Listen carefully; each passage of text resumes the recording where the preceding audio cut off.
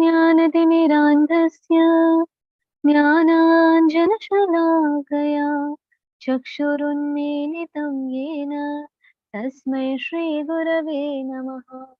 श्रीचैतन्यमनोभीष्टं स्थापितं येन भूतले स्वयं रूपः कदा मह्यं ददाति स्वपदान्तिकं।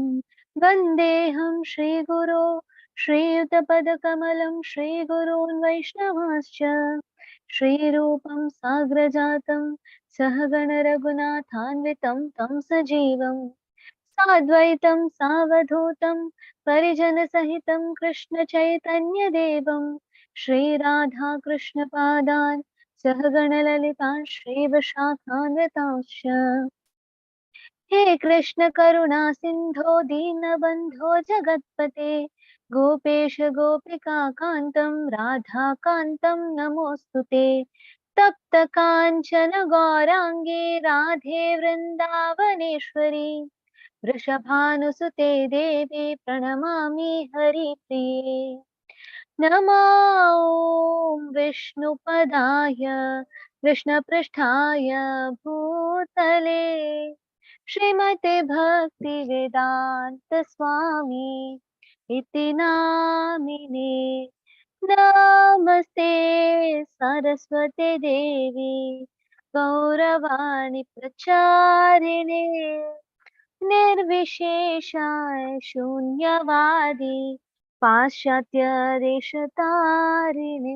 जय श्री कृष्ण चैतन्य प्रभु नित्यानंद श्री अद्वैत गदाधर श्रीवासादि गौर भक्तवृंद। हरे कृष्णा कृष्ण कृष्ण हरे हरे हरे राम राम राम हरे हरे हरे कृष्णा कृष्ण कृष्ण हरे हरे हरे राम राम राम हरे हरे हरे कृष्णा कृष्ण कृष्ण हरे हरे हरे राम राम राम हरे हरे हरे कृष्णा कृष्ण कृष्ण हरे हरे हरे राम राम राम हरे हरे हरे कृष्णा कृष्ण कृष्ण हरे हरे हरे राम राम राम हरे हरे हरे कृष्णा कृष्ण कृष्ण हरे हरे हरे राम राम राम हरे हरे। जय निताय गौरंग जय निताय गौरंग जय निताय गौरंग जय निताय गौरंग जय निताय गौरंग जय निताय गौरंग जय निताय गौरंग जय निताय गौरंग। जय कृष्ण बलराम जय कृष्ण बलराम जय कृष्ण बलराम जय कृष्ण बलराम कृष्ण बलराम जय कृष्ण बलराम जय कृष्ण बलराम जय कृष्ण बलराम। जय राधा गोविंद राधा गोविंद राधे जय राधा गोविंद राधा गोविंद राधे जय राधा गोविंद राधा गोविंद राधे जय राधा गोविंद राधा गोविंद राधे। हरे कृष्णा कृष्ण कृष्ण हरे हरे हरे राम राम राम हरे हरे हरे कृष्णा कृष्ण कृष्ण हरे हरे हरे राम हरे राम राम राम हरे हरे हरे कृष्णा कृष्ण कृष्ण हरे हरे हरे राम राम राम हरे हरे। हरे कृष्ण सभी को। मेरी आवाज आ रही है साफ साफ? जी माता जी आ रही है। जी धन्यवाद माता जी। हरे कृष्ण। हरे कृष्ण। ओके, तो आज हम भगवत गीता के 16वें अध्याय के साथ आगे बढ़ेंगे। इस अध्याय का नाम है दैवी और आसुरी स्वभाव, या दैवासुर संपत विभाग योग कहते हैं, या दैवासुर साधन विभाग।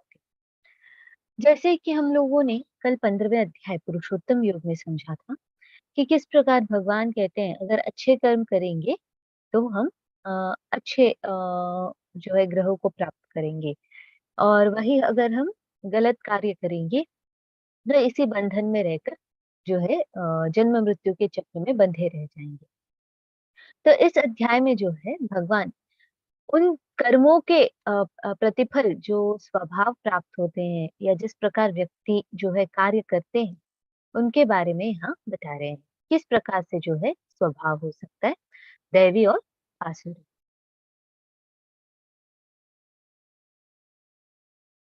यहाँ कल के अध्याय का जो है एक छोटा सा रिकैप देते हैं।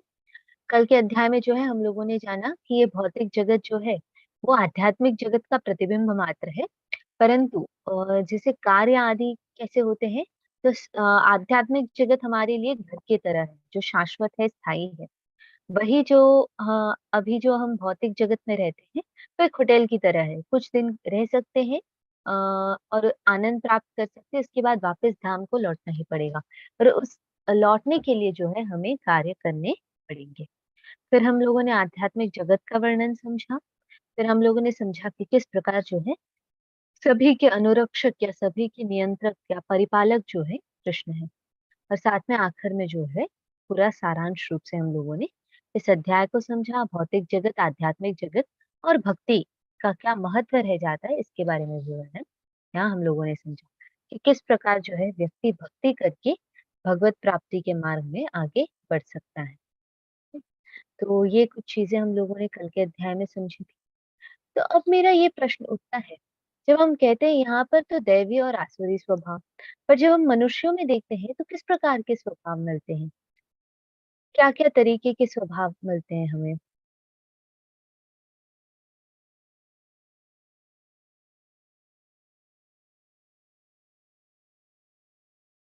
जी हरे कृष्ण सुदीप्ता माता जी, अनम्यूट कर सकते हैं आप। हरे कृष्ण माता जी। यही जी दोनों बिल्कुल, स्वभाव मनुष्य में भी देखा जाता है। यही किसी दोनों में, स्वभाव दिखाई देते हैं। हाँ, ओके।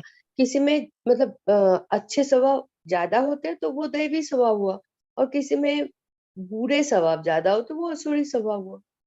जी, और एक ये है कि मनुष्यों में जो है इनका एक मिश्रित रूप भी प्राप्त होता है, राइट? जैसे कि हम जब देखें दैवी और आसुरी स्वभाव तो हम पूरी तरीके से दो अलग रूप से दिखा रहे हैं। ये दैवी स्वभाव या आसुरी स्वभाव बिना किसी प्रकार के मिश्रण के, परंतु मनुष्यों में जो है इन दोनों ही गुणों के मिश्रित भाव दर्शन दर्शन में आते हैं। जी थैंक यू माता जी। हरे कृष्णा। हरे। ओके, तो जैसे हम पहले जानते हैं कि इस अध्याय में क्या समझेंगे, उसके बाद जो है हम आगे बढ़ते हैं। इस अध्याय में पहले 6 श्लोक में जो है हम दैवी और आसुरी गुणों के बारे में देखेंगे। उसके बाद जो है दूसरे सेक्शन में आसुरी स्वभाव के बारे में पूरी तरह वर्णन समझेंगे 7 से 20 में। फिर हमारे पास विकल्प है, इसके बारे में वर्णन करते हुए भगवान जो है 21 से 24 तक के श्लोक बोलते हैं, जहाँ पर जो है हमारे पास एक विकल्प प्रदान किया जाता है कि हम क्या चुनना चाहते हैं, हम किसे पसंद करेंगे, हम किसे जो है अपनाएंगे। तो उसके बारे में एक विकल्पित रूप से हमें ये प्राप्त होता है। तो यहाँ सबसे पहले आगे बढ़े इससे पहले क्या कोई बता सकते हैं कि दैवी स्वभाव क्या-क्या होते हैं? आप लोग चैट बॉक्स में भी रैंडमली मैसेज कर सकते हैं या हैंड रेज़ कर सकते हैं। दैवी स्वभाव क्या होते हैं? किस प्रकार के स्वभावों को हम दैवी स्वभाव कहते हैं? जी विकास प्रभु जी, हरे कृष्णा। हरे कृष्णा माता जी। जी बताइए विनम्रता, प्रभु। हुँ, दूसरों को क्षमा करना, हुँ, और क्या नाम है, भगवान भगवान की भक्ति में संलग्न रहना, हुँ, और क्या नाम है, दू मतलब दूसरों को तंग ना करना, और स्वभाव में गुस्सा ना लेके आना, ये सब वो दैवीय स्वभाव होते हैं माता जी। ओके। आसुरी स्वभाव? आसुरी स्वभाव माता जी बहुत ज्यादा गुस्सा करना, किसी को हुँ, मारने की चेष्टा करना, या हुँ, मतलब किसी को अपशब्द बोलना, और हुँ, हर समय ही गुस्से में रहना, और मतलब हुँ, ऐसे कार्य करना जो एक इंसान करने के बारे में नहीं सोचता। ओके। तो ये आसुरी स्वभाव हुए। यस, थैंक यू प्रभु जी। राधे राधे माता जी। हरे कृष्ण। तो जैसे विकास प्रभु जी ने कहा, ये सारे जो है दैवी और आसुरी स्वभाव है।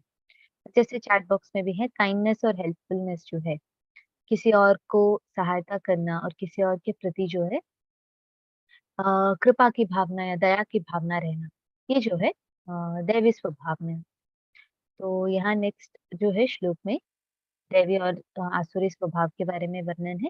सबसे पहले दैवी स्वभाव के जो है 26 गुणों के बारे में यहाँ वर्णन है। क्या बताते? श्री भगवानुवाच उभयं सत्त्व संश्रद्धि ज्ञानयोगव्यवस्थितिः दानं दमश्च यज्ञश्च स्वाध्यायास्तप आर्जवम् अहिंसा सत्यमक्रोधम् त्यागः शान्तिरपैशुनम् दया भूतेष्वलोलुप्त्वम् मार्दवम् ह्रीरचापलम् तेजक्षमा धृतिः शौचम् अद्रोह्यम् नातिमानता भवन्ति सम्पदम् दैवीम् अभिजातस्य भारत। भगवान ने कहा, हे भरत पुत्र, निर्भयता, आत्मशुद्धि, आध्यात्मिक ज्ञान का अनुशीलन, दान, आत्मसंयम, यज्ञपरायणता, वेदाध्ययन, तपस्या, सरलता, अहिंसा, सत्यता, क्रोध विहीनता, त्याग, शांति, छिद्रान्वेषण में अरुचि, समस्त जीवों पर करुणा, लोभ विहीनता, भद्रता, लज्जा, संकल्प, तेज, क्षमा, धैर्य, पवित्रता, ईर्षा तथा सम्मान की अभिलाषा से मुक्ति, ये सारे दिव्य गुण हैं जो दैवी प्रकृति से संपन्न देवतुल्य पुरुषों में पाए जाते हैं। तो यहाँ पर जैसे बताया गया अभय या निर्भयता हम सबको जो है एक हद तक समझ आती है। आत्मशुद्धि से हम किस चीज को दर्शाते हैं? या जो आत्मशुद्धि या सत्व शुद्धि है, वो एक नियमित रूप से स्थित होकर हम जो एक भक्ति की भावना से कहें या अपने आप को शुद्ध रखने की भावना से जो भी कार्य करते हैं, अपने आप को जो है एक सही चेतना में स्थित होने के लिए जो भी कार्य करते हैं, वो आत्मशुद्धि में आता है। और आध्यात्मिक ज्ञान का अनुशीलन यानी जो भी आध्यात्मिक ज्ञान है, दैविक ज्ञान है, उन सब चीजों का अनुशीलन करना और उन्हें जो है उनका पालन करना।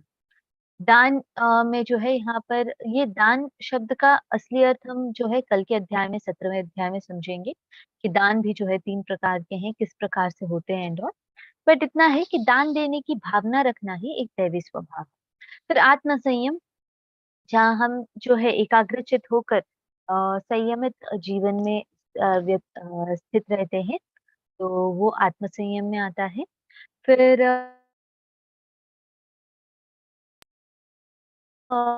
स्पेसिफिकली हमारे अंदर एक नियंत्रण रहता है, एक इंद्रियों के प्रति नियंत्रण, हमारे कार्यों के प्रति नियंत्रण, हम जो भी कर रहे हैं उनमें जो है एक महत्व रखते हुए कार्य करना, ना कि इंद्र।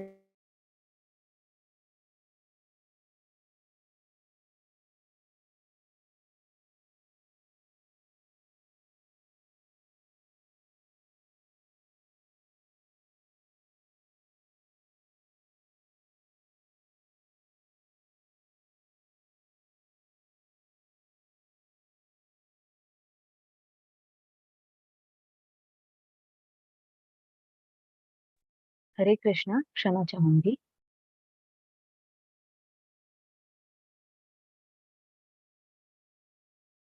आई थिंक मेरी तरफ से थोड़ा सा नेटवर्क इश्यू है, तो मैं अपना वीडियो जो है वो बंद रखती हूँ।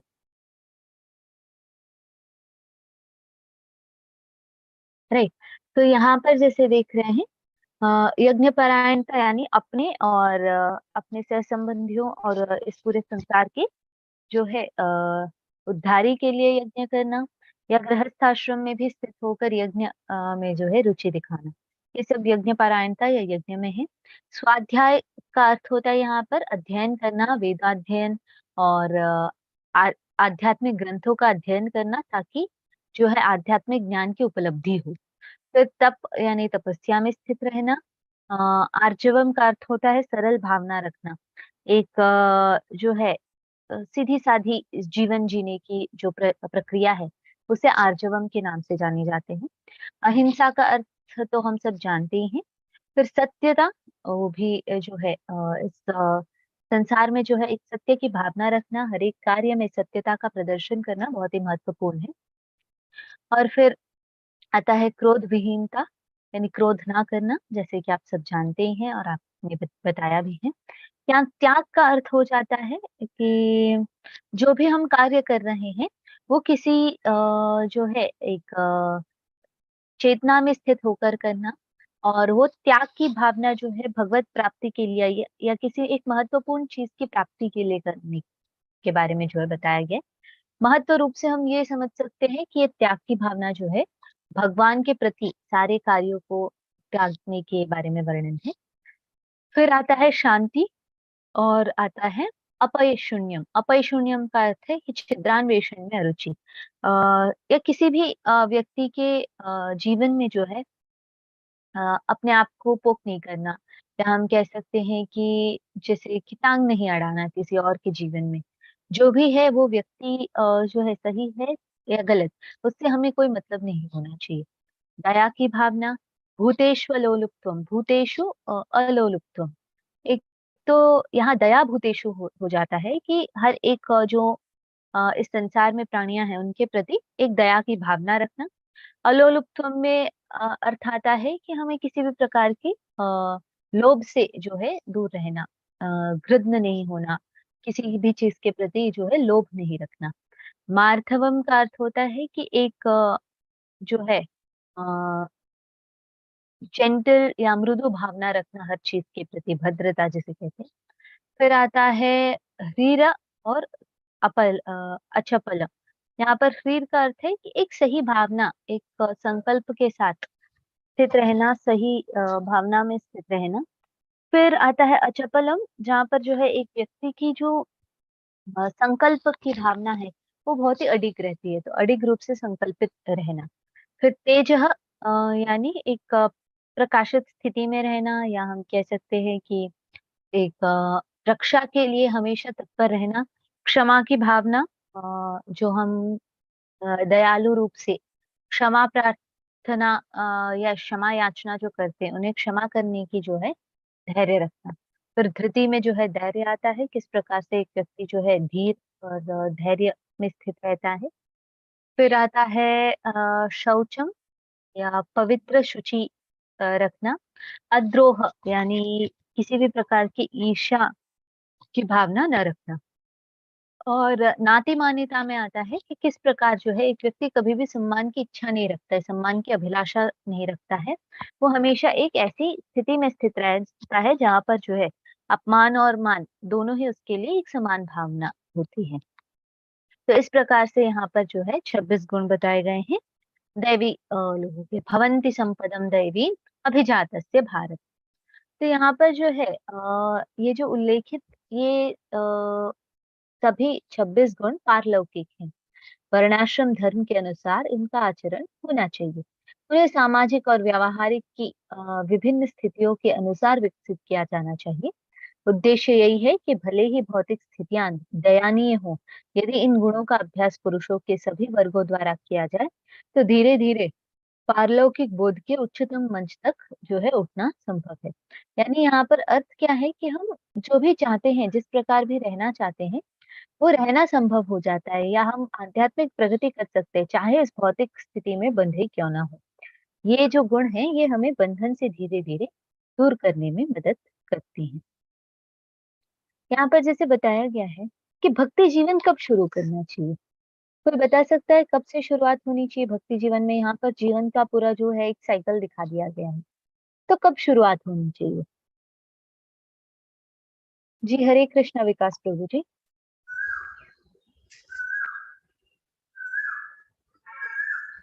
जब हमें भगवान के बारे में अनुभूति का एहसास होना शुरू हो जाए, ये किसी भी उम्र में हो सकता है और ऐसा भी हो सकता है कि किसी को पूरी उम्र हो ही ना। जी। ओके। तो यस, भक्ति जीवन कब से शुरू करनी चाहिए? तो जब हमें उस चीज के बारे में बोध हो। और नेक्स्ट चैट बॉक्स में है, जन्म से, चाइल्डहुड में, जीवन की शुरुआत से, बचपन से। ओके।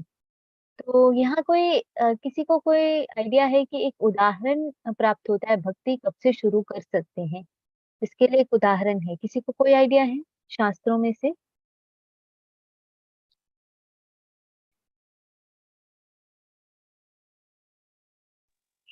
हरे कृष्ण माता जी। हरे कृष्ण माता जी, बताइए। मेरे ख्याल से प्रहलाद महाराज और ध्रुव जी जो हैं, इसका हाँ सटीक उदाहरण है। जैसे ही उनकी इच्छा जी। हुई, तभी से उन्होंने भक्ति की तरफ अग्रसर हो गए। हाँ, वो और ध्रुव उस महाराज थे, अपनी इच्छा के हिसाब से उन्होंने किया था। बट जब आप प्रहलाद महाराज की देखते हैं, तो उनकी माता के कोख से उनका जो है भक्ति का जीवन शुरू हुआ था। जन्म से पहले ही प्रहलाद महाराज जो है शुरू हो गए थे भक्ति करने में। तो यस, थैंक यू माता जी, हरे कृष्णा। ओके। तो यहाँ पर जो है, भक्ति कभी भी शुरू कर सकते हैं। ऐसा नहीं है कि हमें जो है इसी समय शुरू करनी चाहिए। तो ये दिखाने की आवश्यकता क्या है यहाँ पर? तो हमारे जीवन में भी अभी हम लोग शुरू कर रहे हैं, परंतु हमारे जीवन में कई ऐसे जो है हमारे सगे संबंधी होंगे, या हमारे परिवारजन होंगे, जो हमसे छोटे भी होंगे, बड़े भी होंगे, परंतु उन्हें भक्ति में लाने की जो जिम्मेदारी होती है वो हमारी हो जाती है। यहाँ नेक्स्ट जो है, आसुरी स्वभाव के बारे में वर्णन है। यहाँ कहते हैं, दंभो दर्पोऽभिमानश्च क्रोधः पारुष्यमेव च अज्ञानं चाभिजातस्य पार्थ संपदमासुरीम्। यहाँ कहते हैं, हे प्रथापुत्र, दंभ, दर्प, अभिमान, क्रोध, कठोरता, अज्ञान, ये सारे आसुरी स्वभाव वाले गुण। तो यहाँ पर जो है 6 गुण बताए गए हैं। 6 गुणों में जो है पूरे आसुरी स्वभाव का वर्णन बता दिया है। तो यहाँ पर जो है सबसे पहले आता है दंभ। दंभ करने का अर्थ क्या हो जाता है? कि किसी चीज के ऊपर दावा करना, और एक क्या बोलते हैं, अपने आप को जो है सबसे ऊपर मानना। या हम कह सकते हैं बहुत ज्यादा जो है अभिमान करना, गलत रूप से अभिमान करना। एक मिनट।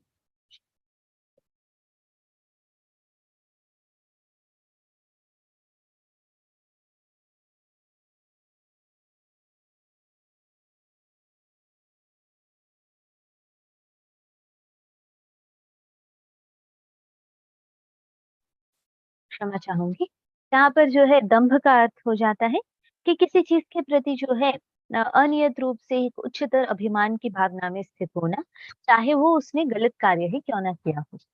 फिर दर्प में आता है एक प्रकार का अहंकार, या एरोगेंस जो हम कहते हैं कि सब कुछ है मेरे पास का एक भावना, जो गलत रूप से दर्शाया जाता है। फिर आता है अभिमान। यहाँ पर जो है अभिमान में अभिमान शब्द का ओरिजिनल अर्थ जो है यहाँ पर इस भावना से दर्शाया गया है कि हर एक व्यक्ति जो है उससे पूजा करे, वही सर्वश्रेष्ठ है, कि जो भावना है उसके लिए यहाँ अभिमान शब्द का प्रयोग हुआ है। फिर आता है क्रोध, जिसके बारे में आप सब जानते हैं। फिर कठोरता, यानी अपने शारीरिक रूप से, वाचिक रूप से और मानसिक रूप से, हर तीनों रूप से जो है एक कठोर भावना रखना। अगर एक उदाहरण के लिए ले, तो शारीरिक रूप से कठोरता जो है हिंसा का भावना दर्शाना, ये सब हो सकता है। वाचिक रूप से जो है कठोर जो है परुष वचनों का प्रयोग करना। मानसिक रूप से भी हम जो है समझ सकते हैं किस प्रकार से जो है एक कठोर भावना रखते हैं किसी और के प्रति। जैसे कि आप हिरण्यकश्यपु को देखें, तो हिरण्यकशिपु ने जो है क्या किया था, प्रहलाद महाराज के साथ इतना कठोर व्यवहार किया था। चाहे उन्होंने खुद ये सारा नहीं किया, किसी और से करवाया हो, परंतु वो जो भावना थी वो मानसिक रूप से कठोर भावना समझ सकते हैं। फिर अज्ञान का वर्णन यहाँ पर बताया गया है। तो ये 6 गुण हैं जो यहाँ स्पेसिफिकली बताते हैं आसुरी स्वभाव के। तो यहाँ आगे जो है हम आसुरी स्वभाव के बारे में इन डिटेल वर्णन समझेंगे कि किस प्रकार रहते हैं, किस तरीके से कार्य करते हैं आदि। तो हम आगे इनके बारे में समझते हैं। ये स्पेसिफिकली जो है आसुरी स्वभाव के 6 गुण। यहाँ पर अगर हमें एक स्टोरी लेनी हो, तो आप सभी को मोस्टली याद होगा कि एक परफेक्ट एग्जाम्पल के तौर पे दिखाना चाहे तो दिति और अदिति की जो कथा है, जहाँ पर ये दोनों ही जो है दक्ष प्रजापति के जो है पुत्रियां थी। तो दिति और अदिति दोनों जो है एक ही कुल में जन्मी थी, एक ही जगह रहती थी, परंतु दोनों के जो कैरेक्टर्स थे, दोनों के जो गुण थे वो बिल्कुल ही विपरीत थे। प्रीति जो है पूर्ण रूप से आसुरी स्वभाव में स्थित थी। वो खुदगर्ज थी, किसी भी प्रकार के भावना जो है, क्षमा की भावना नहीं रखती थी, ईर्ष्या बहुत था। तो इस प्रकार से दोनों ही जो है काश्यप मुनि के जो है पत्नियां थी। तो दीति जो है अपने जो पति हैं उनके प्रति भी उनका जो कर्तव्य था उसका पालन नहीं करती थी। वो अधर्म में प्रवृत्त थी। वो हमेशा जो है अपने सुख के लिए, अपने शारीरिक सुख के लिए जो है वो कार्य करती थी। वही अदिति जो थी वो बिल्कुल ही उसके विपरीत थी दिति के, जहाँ पर वो अपना सारा कार्य धर्म के पथ पर कर्तव्य समझकर और किसी भी प्रकार के खुदगर्जी के भावना के रहित होकर वैराग्य से जो है तो सारे कार्य करती थी, विनम्र भावना से करती थी। तो ये दो प्रकार के विपरीत गुण हैं। तो यहाँ पर क्या दिखाई देता है कि जैसे कि हम जो है जिस प्रकार जब जिस चीज के अंदर जो है हाथ रखते हैं उस हिसाब से हमें मिलती है। जैसे कि अगर हम एक आम को जो है निचोड़ते हैं तो आम रस मिलेगा, वही नींबू को निचोड़ेंगे तो नींबू रस मिलेगा। तो जिसके अंदर जिस प्रकार की भावना होगी वही उसके मुख पर जो है स्वभाव रूप से दर्शाएगी। तो हम नींबू को निचोड़ने पर आम रस को जो है नहीं मिल सकता ना। तो इसी तरीके से जो जिस भावना में स्थित होता है उसी प्रकार की भावना को वो दर्शाता भी है। तो ये भावना परिवर्तन जो है वो उसके अंदर से होना चाहिए, न कि बाहर से। ठीक। यहाँ बताया गया है नेक्स्ट, दैवे संपद विमोक्षाय निबंधाय सुरी मता माँ शुच संपदि दैवम अभिजातोसि पांडव। यानी दिव्य गुण मोक्ष के लिए अनुकूल है और आसुरी गुण बंधन दिलाने के लिए है। फिर पांडु पुत्र तुम चिंता मत करो क्योंकि तुम दैवी गुणों से युक्त होकर जन्मे हो। अब यहाँ पर जो है भगवान कहते हैं कि दिव्य गुण जो है भक्ति या मोक्ष प्राप्ति के अनुकूल है और आसुरी गुण बंधन उत्पन्न करने के लिए। तो ये तो ठीक है। अब यहाँ नेक्स्ट जो है क्यों कहा अर्जुन को कि तुम चिंता मत करो, तुम दैवी गुणों से युक्त होकर जन्मे हो। क्योंकि ऑलरेडी यहाँ पर जब हम देख रहे हैं तो अर्जुन जो है हिंसा करने वाला है, धर्म के पथ पर युद्ध करने वाला है। तो वापस से कहीं अर्जुन ये ना बोल दे कि तो मैं क्या असुरी हूँ, मैं ये तो युद्ध करने जा रहा हूँ, आप खुद मुझे कह रहे युद्ध पे प्रवृत्त हो।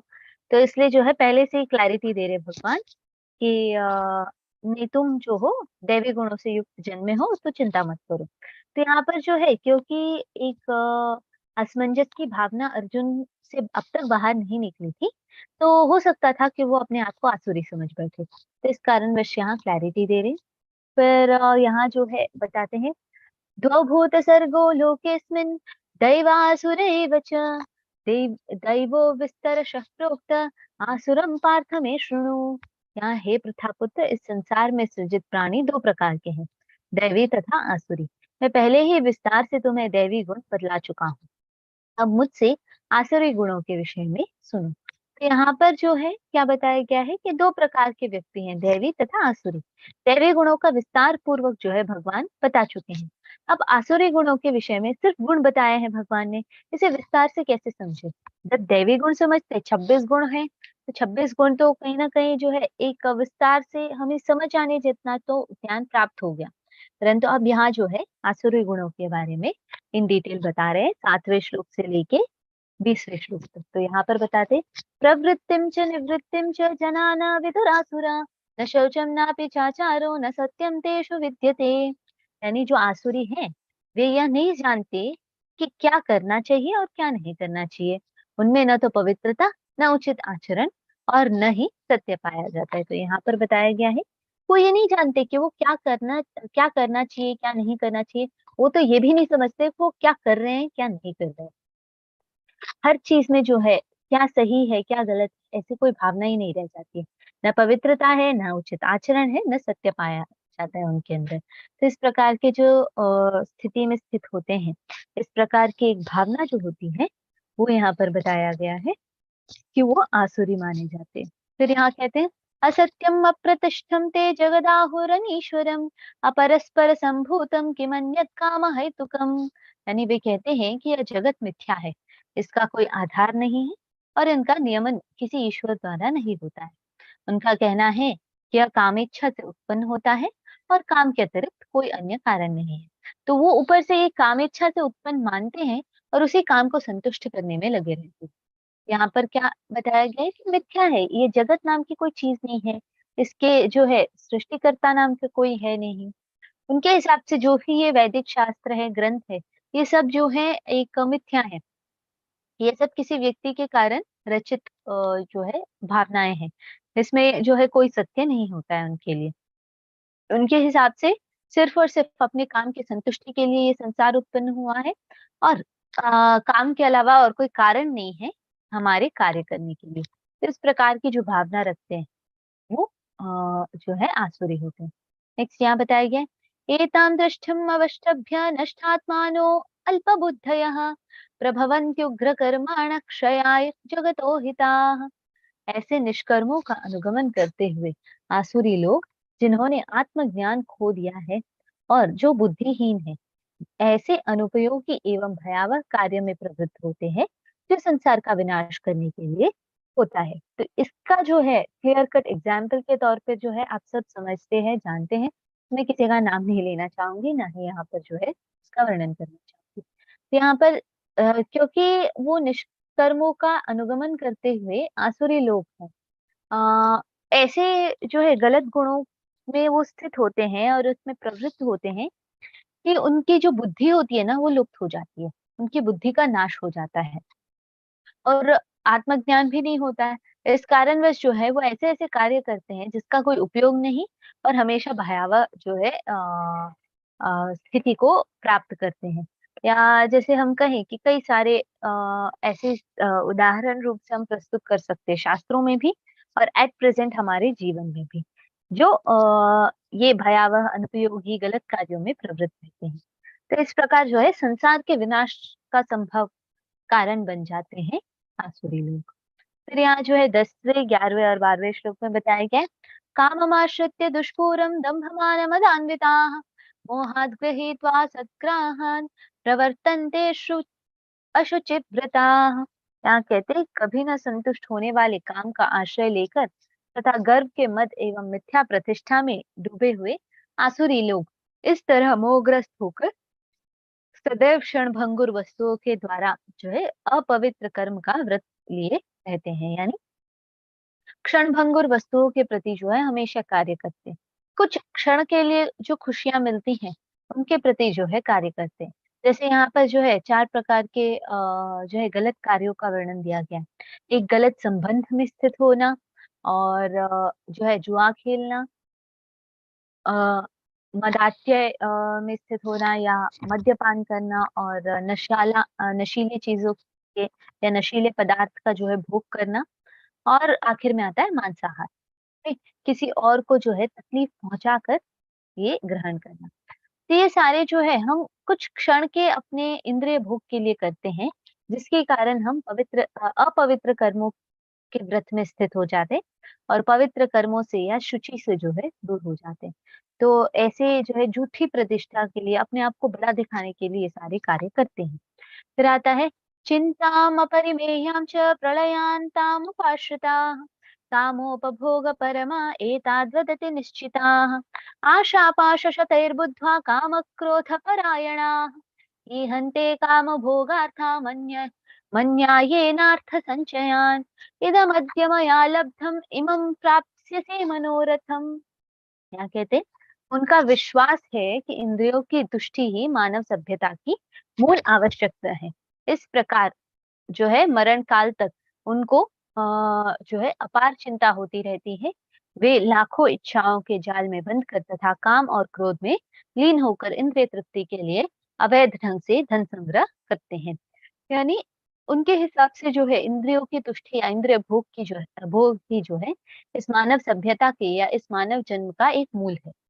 तो वो लोग जो है आजीवन मरण काल तक जो है इसी के पीछे लगे रहते हैं और बंधन के जाल में जो है पूर्ण रूप से बन जाते हैं।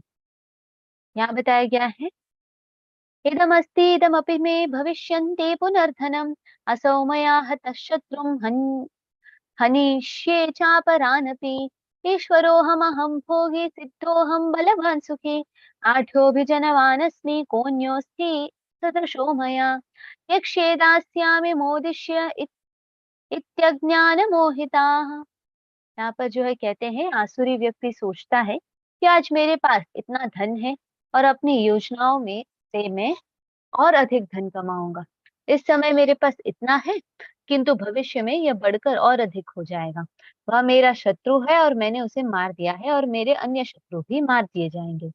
मैं सभी वस्तुओं का स्वामी हूँ, मैं भोक्ता हूँ, मैं सिद्ध शक्तिमान तथा सुखी हूँ, मैं सबसे धनी व्यक्ति हूँ और मेरे आसपास मेरे कुलीन संबंधी हैं, कोई अन्य मेरे समान शक्तिमान तथा सुखी नहीं है।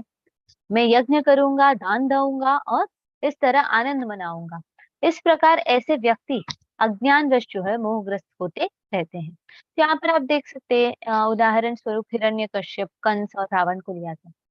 जो है उसमें संतुष्ट नहीं थे कभी वो, उनसे ज्यादा ही चाहिए था, अपने शत्रुओं को मारने पे तुले हुए थे और आजीवन जो है अपनी शक्ति के प्रदर्शन में लगे हुए थे, न कि अपने जीवन को पार कराने में। तो इस प्रकार की भावना में ये सारे स्थित थे। तो अब मेरा ये डाउट है, यहाँ पर एक जो है लाइन आया है कि मैं यज्ञ करूंगा, दान दूंगा और इस तरह आनंद मनाऊंगा। तो ये तो दैवी स्वाभाविक गुण हो गए, यज्ञ करना, तपस्या करना, दान देना आदि। तो यहाँ पर हम असुरों में ये कैसे समझ रहे हैं? किसी को कोई आइडिया है कि क्यों समझ रहे हैं या इसे कैसे समझे? जी हरे कृष्णा विकास प्रभु जी, अनम्यूट कर लीजिए। हरे कृष्णा। हरे कृष्ण माता जी। जी प्रभु आजकल जी जैसे बताइए। आजकल जैसे कि हम देखते हैं, इसको छोटे से एग्जांपल से देख सकते हैं। जैसे कि आजकल के बिजनेसमैन है, हम्म। वो मतलब कुछ भी गलत करके भी या अच्छा करके भी धन कमाने में लगे हुए हैं, ज्यादा से ज्यादा धन कमाना। और फिर वो थोड़ा सा दान मंदिर में देके ये सोचते हैं कि मतलब हम इससे पाप मुक्त हो गए। लेकिन वो हम्म। पाप मुक्त कैसे हो सकते हैं? उस धन को अर्जित करने के लिए तो उन्होंने अनेकों अनेक पाप किए हैं। तो यहाँ तो करेक्ट। मतलब आप करने से पहले ही फल की इच्छा कर रहे हैं, तो वो तो आसुरी गुण ही हुआ ना माता जी। करेक्ट। जी Prabhu ji, thank you so much. Hare Krishna. Hare Krishna Karuna माता जी, अनम्यूट कर सकते हैं आप। हरे कृष्णा माता जी। जी माता जैसे जी कि प्रभु बताइए। प्रभु जी ने कहा बिल्कुल ठीक है, लेकिन इसमें एक चीज और ऐड हो सकती है कि जी। जैसे आजकल है, जितने भी दान दे रहे हैं लोग, यज्ञ कर रहे हैं, ये कहीं ना शो ऑफ करते हैं बहुत ज्यादा। कि जैसे करेक्ट। कोरोना के टाइम, हाँ जैसे कोरोना के टाइम पे भी बहुत लोगों ने दान दिया, जिनके पास जितना था, मतलब कोशिश करी ज्यादा से ज्यादा दान दे। लेकिन उनकी वीडियो बना के, उनके फोटो दिखा के फिर सोशल मीडिया पे डाल रहे हैं। तो ये तो असुरी हुआ ना, कि आप फोटो दिखा के देखो, दान दे रहे हो, अच्छी बात है, लेकिन उसका हम्म। इतना ज्यादा शो ऑफ कर देते हो कि भाई लेने वाला शर्मिंदा हो जाता है। तो मेरे ख्याल से जी। ये भी इसी वजह से है। करेक्ट। ओके, वो दान में कंसिडर हम कर लेते हैं। यज्ञ भी जो है उसी रूप में हम समझ सकते हैं। अगर नहीं तो हम दूसरे भावना से भी यज्ञ और दान को समझ सकते हैं। वो हो जाता है आसुरी भावना से जब किया जाए, जैसे किसी चीज की, गलत चीज के उपलब्धि के लिए। जैसे तपस्या तो हिरण्यकशिपु और रावण और कई सारे लोगों ने किया, राइट। अगर हम समझे रावण की और कुंभकर्ण की, तो इन दोनों ने भी तपस्या की और हिरण्यकश्यप ने भी तपस्या की ये प्राप्त करने के लिए कि उसकी मृत्यु संभव ना हो, राइट। तो इस प्रकार से जो है कई सारे उसने वरदान मांगे, कई सारे वरदान मिले भी, परंतु ये इस सब के लिए कार्य करके उन्हें लगा कि वो परमानंद में स्थित हैं, कोई उनका कुछ नहीं बिगाड़ सकता। परंतु अज्ञानवश जो है मोहग्रस्त होकर वो ऐसी भावना में स्थित होते हैं और अंततः उनकी मृत्यु संभव हो ही जाती है। तो इस भावना के बारे में यहाँ वर्णन है। जी मनीष प्रभु जी, हरे कृष्ण।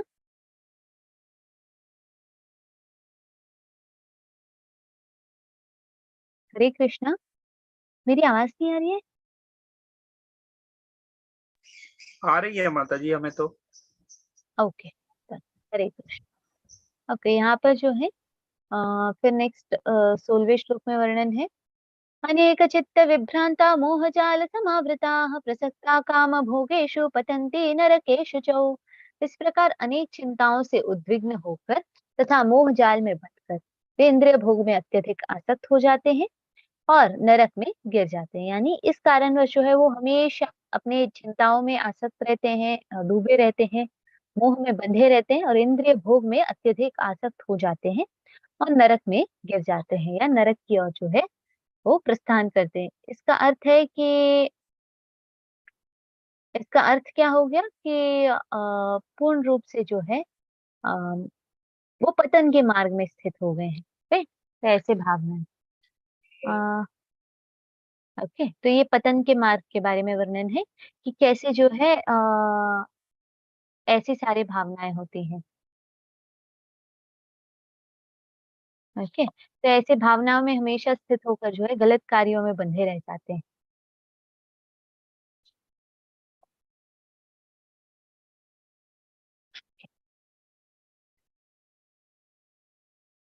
ठीक? तो ये यहाँ पर वर्णन है।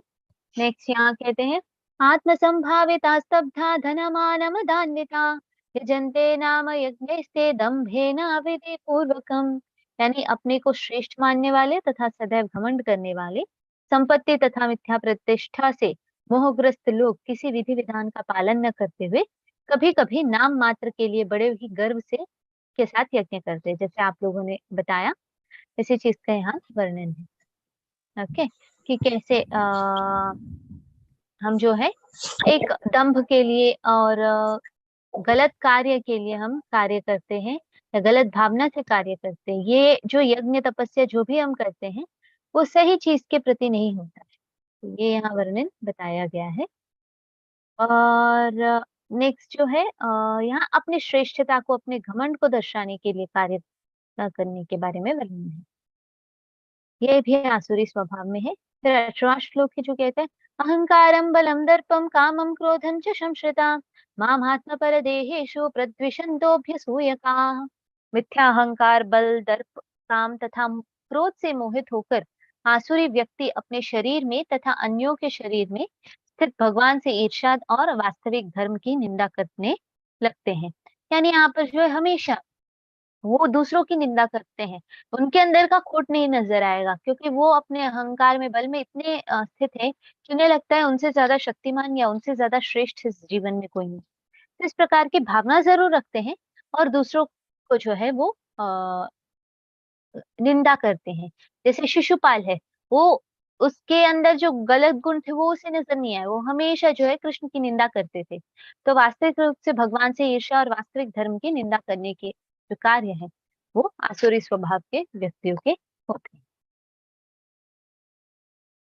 यहाँ नेक्स्ट कहा गया है तानहं द्विषित क्रूरान् संसारेषु नराधमान् क्षिपाम्यजस्रमश्रुभान् आसुरीश्चैव योनिषु। जो लोग ईर्ष्यालु तथा क्रूर हैं और नराधम हैं, उन्हें मैं निरंतर विभिन्न आसुरी योनियों में भवसागर में डालता रहता हूँ। क्योंकि जैसे कार्य करेंगे वैसे ही भरेंगे, जैसे कर्म करेंगे वैसे ही फल भगवान देंगे। यहाँ पर भगवान कहते हैं जो भी ईर्ष्यालु और क्रूर है, नराधम है, यानी नरों में ही अधम है या सबसे अवर लोग हैं या गलत कार्य में हमेशा प्रवृत्त रहते हैं, तो मैं विभिन्न आसुरी योनियां जितनी भी हैं उसमें एक एक करके डालता रहूंगा भवसागर में।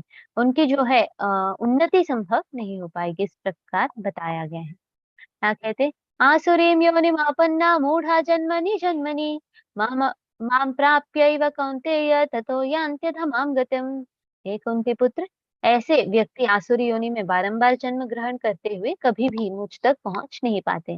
वे धीरे धीरे अत्यंत अधम गति को प्राप्त होते हैं, यानी अत्यंत ही नीचे जो है पतन की ओर चले जाते हैं और पतित हो जाते हैं। इस प्रकार यहाँ बताया गया है कि आसुरी गुणों में जो स्थित होते हैं वो हमेशा पतन को प्राप्त करते हैं।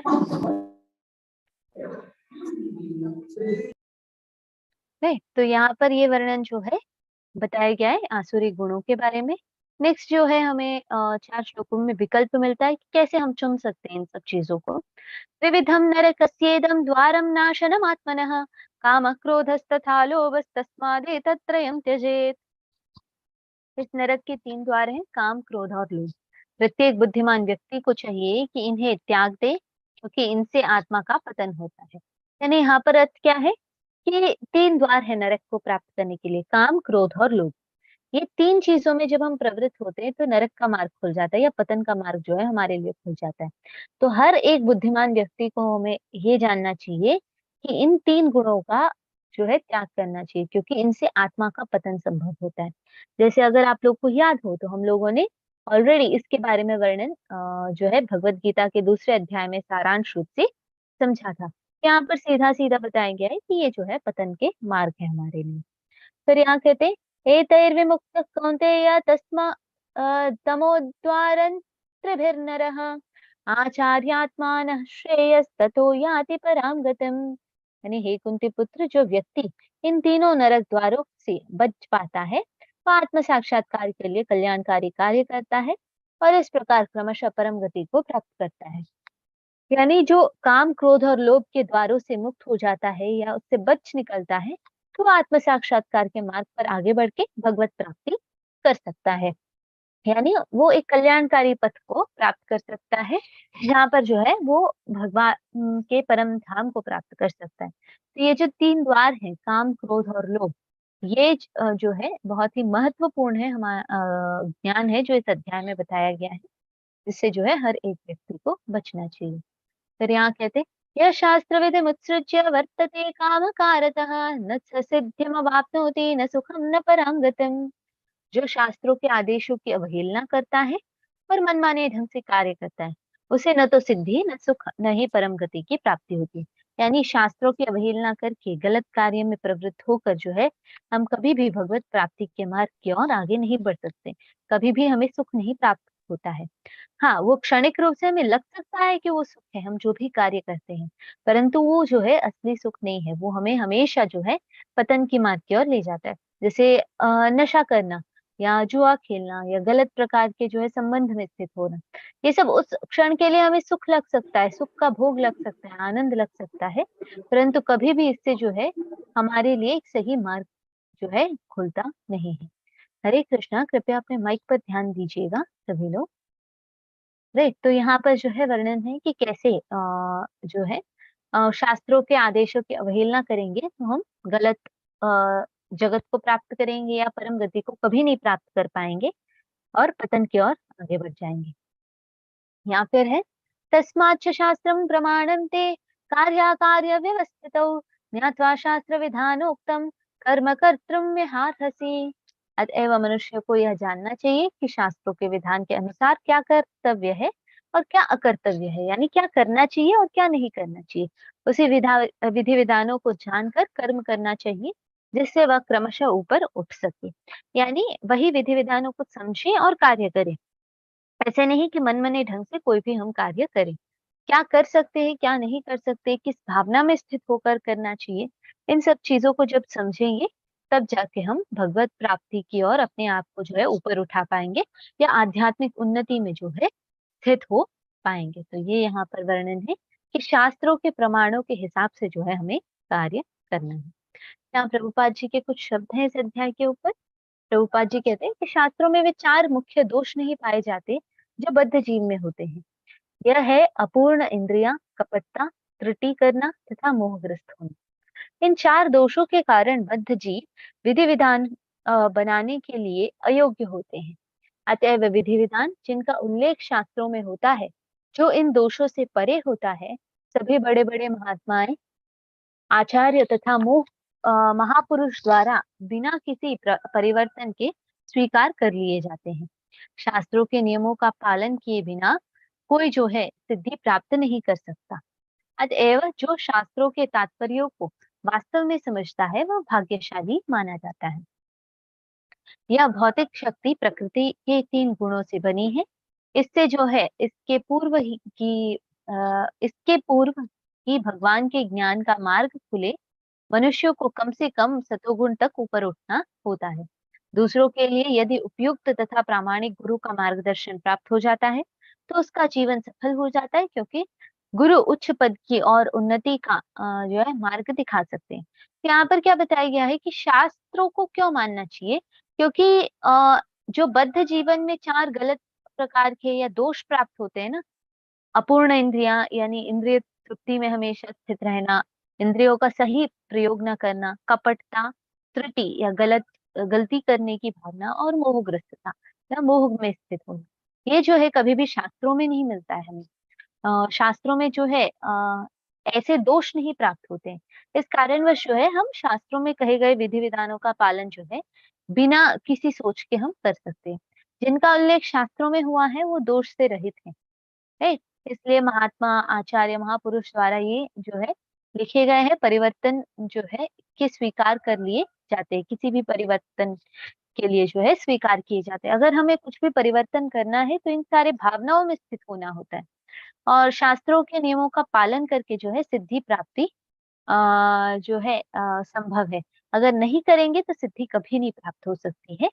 इसीलिए यहाँ बताया गया है कि भाग्यशाली व्यक्ति वो होता है जो शास्त्रों के तात्पर्यों को गुरु द्वारा जो है प्राप्त कर सकता है और जिससे जो है उन्नति के मार्ग पर या कहें तो आध्यात्मिक उन्नति में या भगवत प्राप्ति के मार्ग की ओर जो है वो अग्रसर हो पाता है।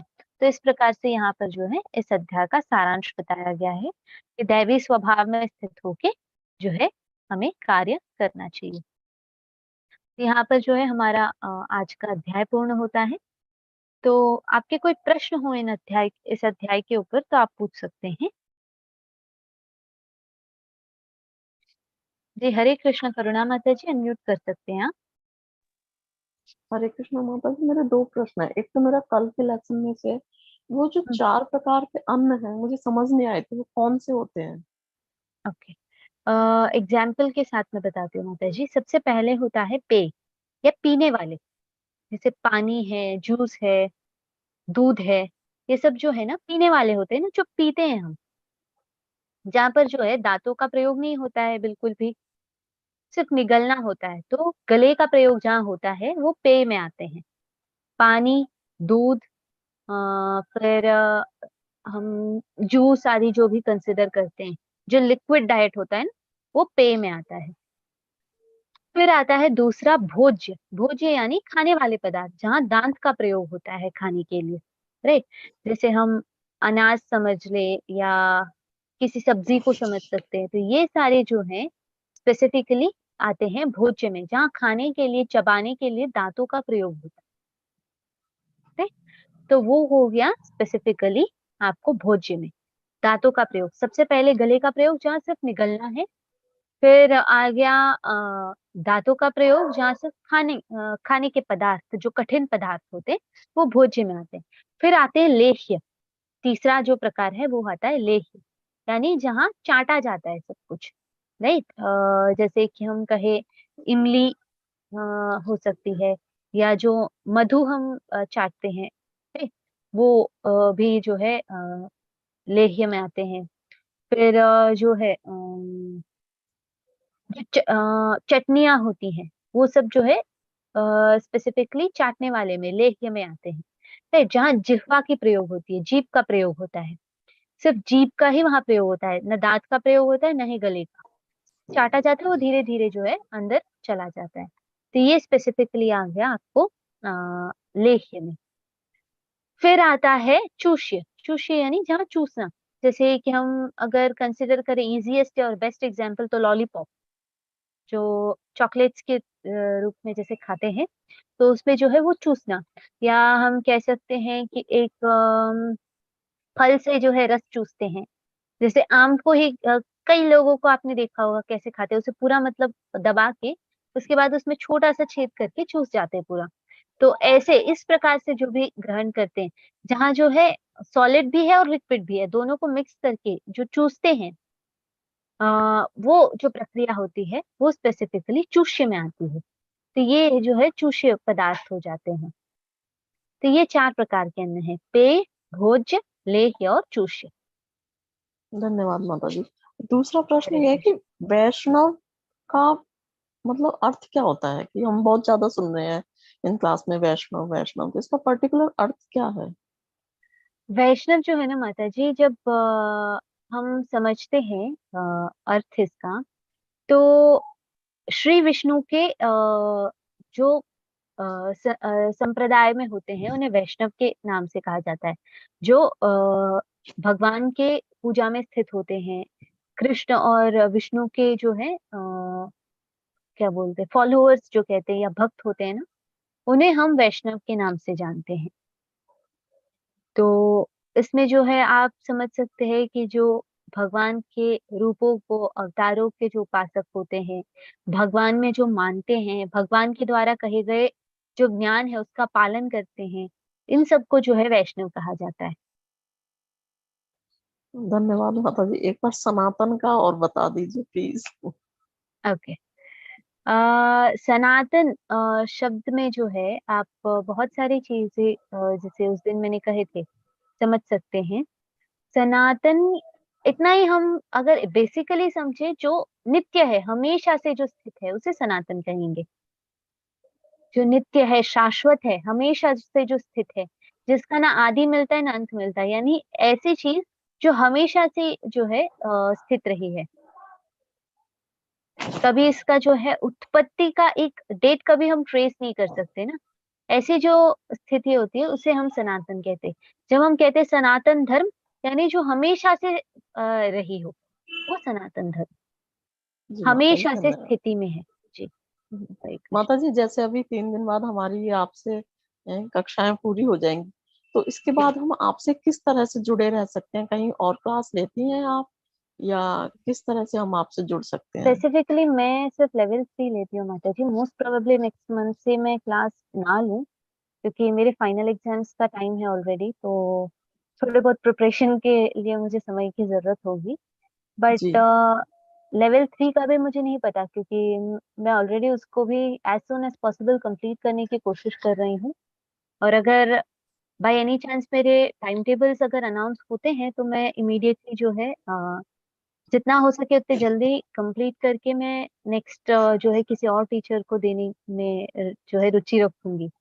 बिकॉज ये मेरा फाइनल ईयर है, तो I want to finish it in a good way. तो जी ये एक रीजन है कि मैं थोड़ा टाइम देना चाहती हूँ, और सारे क्लिनिकल सब्जेक्ट्स हैं तो थोड़ा मुश्किल होता है मेरे लिए भी। तो फिर तो अगर हम ऐसा कुछ है प्रार्थना ही तो कर सकते हैं कि आपसे जल्दी मुलाकात हो। यस ऑफ कोर्स, आप लोग अगर ऐसा कुछ है तो आप कभी भी मुझे मेल कर सकते हैं, कोई भी अगर चीज के बारे में वर्णन चाहिए तो I will be happy to help. माता जी आपका नंबर मिल सकता है अगर आपको ठीक लगे तो, नहीं यस तो यस आप श्योर जैसे। माता जी, मैं आई थिंक मैं चैट बॉक्स में डाल रही हूँ। जी माता जी प्लीज। ये मेरा नंबर है। अगर मेल करना चाहते हैं तो ये मेरी मेल आईडी है, राधा गोविंदा hinjanpo@gmail.com। धन्यवाद थैंक यू माता माता जी। जी। हरे कृष्ण। हरे कृष्ण। नेक्स्ट है यस। क्रोध को कैसे कंट्रोल करें? मुझे बहुत जल्दी गुस्सा चढ़ता है, और मैं ओपिनियनेटेड हर चीज, जब कोई चीज में मेरे मुताबिक नहीं होती है तो मैं फट से गुस्सा हो जाता हूँ। तो इसे कैसे कंट्रोल कर सकते हैं? एक तो गुस्से को कंट्रोल करने के लिए जो है सबसे पहला ये होता है कि टू एक्सेप्ट द रियलिटी, कि जैसे आपने कहा कि आपके मुताबिक कुछ ना हो तो आपको उससे जो है तकलीफ होती है, या उससे जो है आपको फट से गुस्सा आ जाता है। तो एक ऐसी जब भावना होती है तो हमें ये याद रखना चाहिए कि हम ही इकलौते व्यक्ति नहीं है इस संसार में, हर एक की भावना जो है इम्पोर्टेंट होती है। हमें अपनी चीज नहीं फॉलो की गई तो हमें बुरा लग रहा है, इसीलिए गुस्सा आ रहा है। वही दूसरे व्यक्ति को कैसे लगेगा जब हम गुस्सा कर रहे हैं, उनके अंदर की भावना क्या होती है? अगर हम एक क्षण के लिए इस सोच को हमारे दिमाग में ला सकें तो हमारा गुस्सा जो है वहां पर इमीडिएटली कम हो जाएगा। दूसरा ये है कि जब भी गुस्सा आए इमीडिएटली जो है हरि नाम का जो है जाप स्टार्ट कर दें। गुस्सा आ रहा है इमीडिएटली जो है हरि नाम के बारे में जब हम बोलने लगते हैं, तो हरि नाम जो है ना हम गुस्से में नहीं बोल पाते, क्योंकि अंदर से हमें चुभता है, नहीं ऐसे कैसे हम गुस्से में बोले।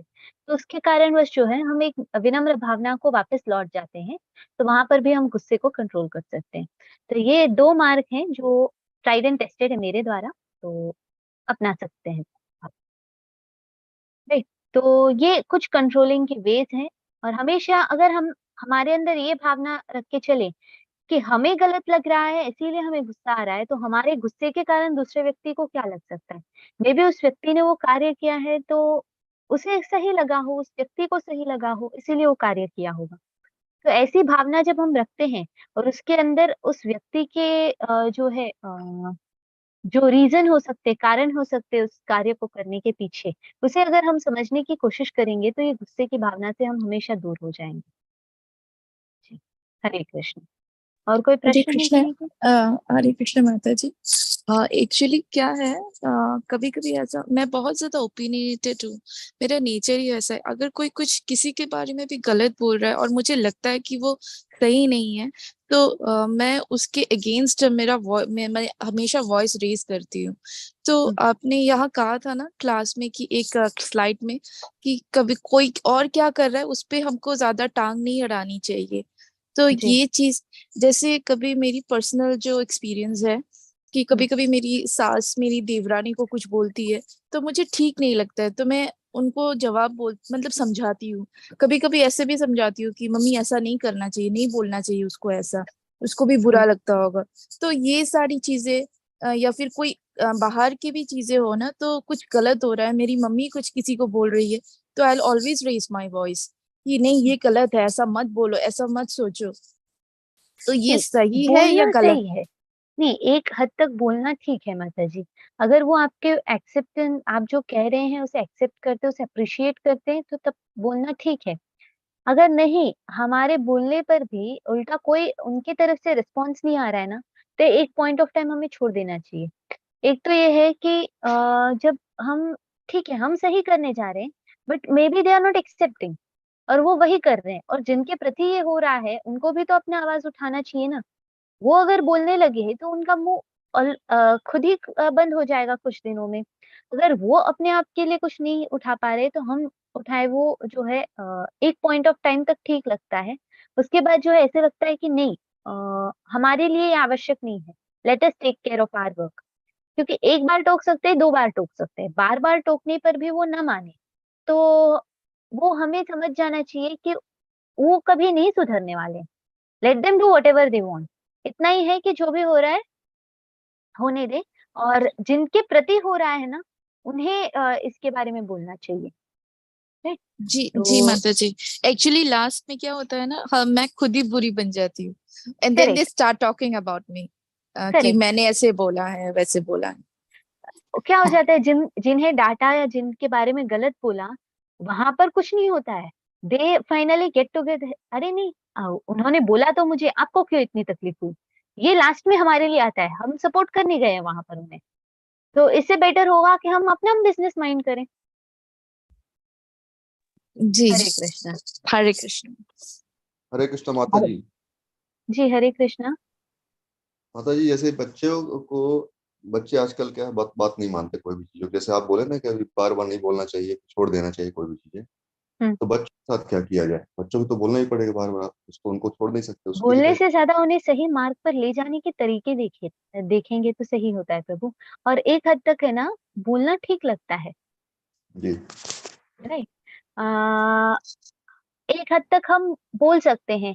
वो नहीं समझे तो वहां पर उन्हें सिखाना पड़ता है, उन्हें सही मार्ग पर। कभी कभार है ना, पेरेंट्स बोलते तो नहीं सुनते हैं, बाहर वाले बोलते हैं तब भी सुनते हैं। ऐसे कई सारे स्टेटसेस हैं, या मेरे कई सारी स्टोरीज हैं। जैसे जी। कि मैं जब किड्स का क्लास लेती थी, घर में जो बोले गए थे, घर में पेरेंट्स बोलते कि नहीं इसे वेस्ट मत करो, खाना वेस्ट नहीं करना चाहिए। या कभी नमक ज्यादा हो गया तो एक लड़का था जो उसकी मम्मी पर बहुत गुस्सा करता था कि तुम्हें पता नहीं है नमक कैसे डालते हैं, पूरा भरपूर डाल दिया है, नमक ही नहीं है, नहीं तो दो ऐसे एक्सट्रीम्स। राइट। जी। आ तो ऐसे जब भावना रखता था तो उनकी मम्मी को बहुत तकलीफ होती थी। तो एक दिन आई डोंट नो कि कभी किसी क्लास में मैंने सहनशीलता के बारे में जो है वर्णन समझा दिया। जी। तो ऐसे भावना में जब स्थित थे, तो वो लड़का पता नहीं समझ गया, और उसके बाद कुछ भी हुआ, उसने उसकी मम्मी को कुछ भी नहीं बोला। तो मुझे एक दिन, एक हफ्ते बाद मुझे कॉल आता है, मैडम जी। आपने इसे पढ़ाया क्या? मैंने बोला क्यों, क्या हो गया? बोलते ये कुछ भी नहीं बोल रहा है, मुझे लग रहा है कि इसे कुछ हो गया है। ये मैं इसे पूछ भी रही हूँ कि कुछ गलत है बोल, तो गुस्सा है बोल। नहीं, वो बोल रहे अरे नहीं मम्मी गलती हो गई है, चलेगा, मैं नमक डाल लूंगा एक्स्ट्रा चाहिए तो ऐसी भावना में स्थित है। तो ऐसे स्टेजेस होते हैं, कभी जो है ऐसे व्यक्तियों से बुलवाना पड़ता है जिनकी वो सुनते हैं। तो मे भी जब वो सीखेंगे चीजें, उन्हें जो है एग्जाम्पल के साथ जब बोला जाए ना, तो वो सीखते जी। हैं बच्चे। तो at that point of time हमारा तरीका अलग होना चाहिए, हम बोल बोल के कुछ यूज नहीं होता है। जी हरे हरे कृष्ण। कृष्णा माता जी। जी शीला माता जी, हरे कृष्ण।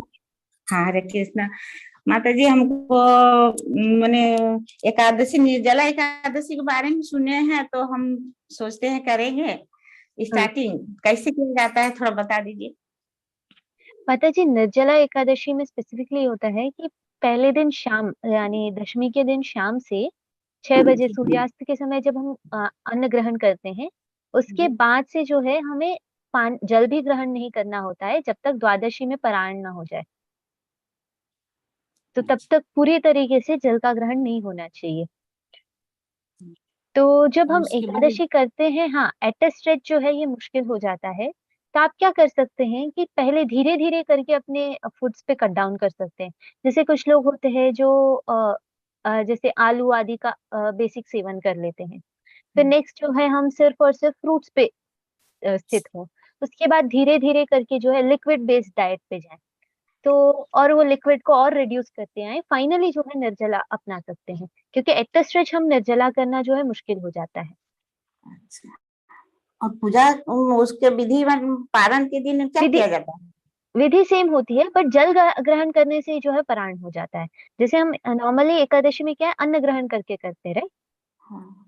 तो स्पेसिफिकली जल ग्रहण करने पर ही पारायण हो जाता है वहां पर। ज्यादा कोई विधि में डिफरेंसेस नहीं होती हैं। जी जी हरे माता जी। कृष्ण। हरे कृष्णा। दैवी गुणों को बताते समय ऑडियो डिस्टर्ब थे, कृपया एक बार सार रूप में बता दें। दैवी गुण यानी बेसिक है कि जो भी हम कर रहे हैं वो एक अच्छी भावना के साथ करें, कभी भी जो है मान अपमान आदि द्वंद्व में ना फंसे, और हमेशा जो है एक जैसे दान पुण्य आदि कार्य में भी स्थित रहें, और अहिंसा में स्थित रहें, सत्य की भावना रखें, किसी भी चीज की अपेक्षा के बिना जो है कार्य करें। ये जो है दैवी भावना हो जाती है। हरे कृष्ण प्रभु जी।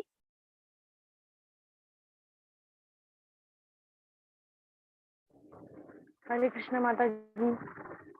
हरे कृष्ण माता जी, बताइए। माता जी एक सवाल मेरा है कि अभी आपने माता जी को बताया कि एकादशी निर्जला करने के लिए शाम के 6 बजे से ही हमें मतलब इसके खाना वाना खाकर पानी नहीं पीना। जैसे हम लोग रहते हैं बिना मतलब अन्न त्याग करते हैं ना, कि हम लोग पानी तो पी रहे हैं। हम्म तो क्या इसमें भी ऐसा है कि हमें एक दिन पहले से ही अन्न नहीं खाना, मतलब शाम के 6 बजे के बाद से?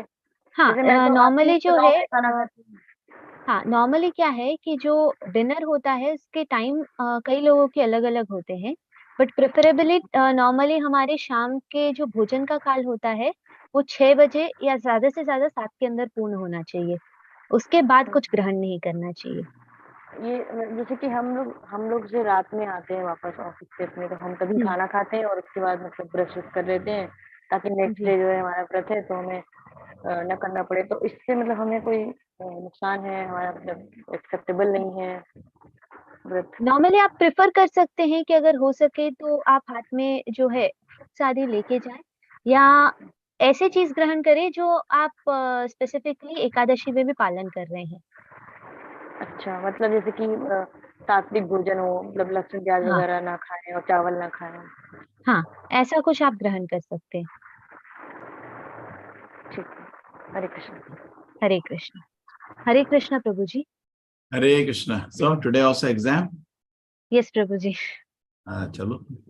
Thank you so much. Thank you Prabhu ji. Hare Krishna, धन्यवाद प्रणाम। Hare Krishna, everybody. हरे कृष्ण प्रभु। हरे कृष्णा प्रभु जी, दंडवत प्रणाम। Hare Krishna. हरे कृष्णा दंडवत प्रणाम। हरे कृष्णा प्रभु जी।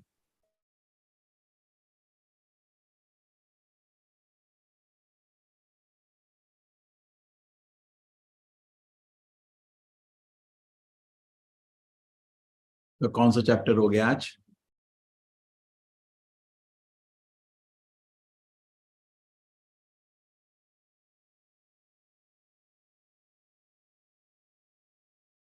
कितने चैप्टर हो गए आज? 15, 16? 15 प्रभु जी। 15 हो गए, 16 भी खत्म हो गया आज। 16, हाँ 16 ना, तो 2 बचे हैं, Saturday, Friday, Wednesday, Thursday, Thursday को खत्म हो जाएगा। ठीक है, वेरी गुड। तो उसके बाद ये आपके जो 7:15 का क्लास है ये चलता रहेगा। ठीक है, मैं नहीं या कोई लेता रहेगा, तो ये आपके लिए एक प्रोग्राम है, मंडे टू फ्राइडे चलता रहेगा। और आपको सैटरडे संडे को आपका लेवल 2 है ना, लेवल 2 का जो भी ऑप्शन है उसमें से आप सेलेक्ट कर लेंगे। ठीक है, मेरी इच्छा है एक साथ आप ये भगवत गीता पढ़िए, फिर ये आपका मंडे टू फ्राइडे कुछ नहीं होता, सुबह सब आपका वीकली क्लास, तो आप लोगों को डेली क्लास की आदत हो गई तो 7:15 कर सकते हैं। और उसके बाद जब आपके वीकेंड्स आते हैं, वीकेंड में कॉलेज चलता है, कुछ लोग लेवल 2 कर रहे हैं, लेवल 3, लेवल 4, लेवल 5। जो लोग 16 माला कर रहे हैं वो डायरेक्टली लेवल 5 में जा सकते हैं, फाइनल लेवल में, कि खुद ही 1 साल का कोर्स है, थॉरली सब कुछ पढ़ाया जाता है। Okay, Hare Krishna Hare Krishna. Level 5 is available on our site, sir. Site project. क्या Level बोला? 5. Level 5 अपना साइट पे है, मतलब ऑनलाइन, वेबसाइट। ऑनलाइन ऑन नहीं नहीं, लेवल 5 के लिए तो चेक करते हैं लोग क्वालिफाइड है नहीं है। Okay okay. Level 2, level 3, level 4 में हम छोड़ देते हैं। ठीक है, ज्वाइन करना है ज्वाइन करो, पर लेवल हाँ 5 ये भी कॉन्फिडेंट कि वो 16 माला जब कर रहा है, और मतलब मांस खाना, कुछ बड़े पाप तो छोड़ दिया, कम से कम मांस खाना, ऐसा समथिंग का। टी कॉफी अनियन गार्लिक हम अलाउ कर देते हैं। टी कॉफी तो अपनी ही कमजोरी है, कोई कोई आपको फोर्स नहीं करता है चाय चाय कॉफी पीने के लिए। और लहसुन प्याज थोड़ा कभी कभी लोग फंसे होते हैं, अपना वातावरण ऐसा है कि घर के लोग खाना चाहते नहीं सब, है ना, तो उसमें थोड़ा टाइम लग जाता है लोगों को। बट आपको भक्ति शास्त्री जो लेवल 5 का डिग्री नहीं मिलेगा जब तक आप ये सब चीज छोड़ेंगे नहीं। कोर्स कर सकते हो, डिग्री नहीं मिलेगा। डिग्री तभी मिलता है जब आदमी पूर्ण रूप से अपने को सब कुछ ओबे कर रहा है, सब कुछ फॉलो कर रहा है। ठीक है, वेरी गुड। लेकिन 16 माला भी जब करने का दीप्ति, देखो अभी सुबह सुबह सब लोग जब के लिए आ रहे हैं, बहुत अच्छा लग रहा है। मेरी विनती है अभी आप भी आइए। बहुत लोग तो जैसे मंदिर में हम लोग तुलसी रखते हैं, तुलसी भी रखे रहते हैं अपने, क्योंकि क्या होता है, हरिनाम का जाप तुलसी के सामने बहुत शुभ होता है। तुलसी भगवान का महान भक्त है, उसके साथ आप बैठ के जब करेंगे, तुलसी जैसे किसी के घर में विग्रह भी ना हो, तुलसी तो सभी के घर में होती है। जब हरिदास ठाकुर, जो हमारे महान आचार्य चतुर्मावत के शिष्य, वो तुलसी के, वो विग्रह नहीं था, तुलसी के सामने 192 माला सर्जन करते थे पूरी जिंदगी, 192।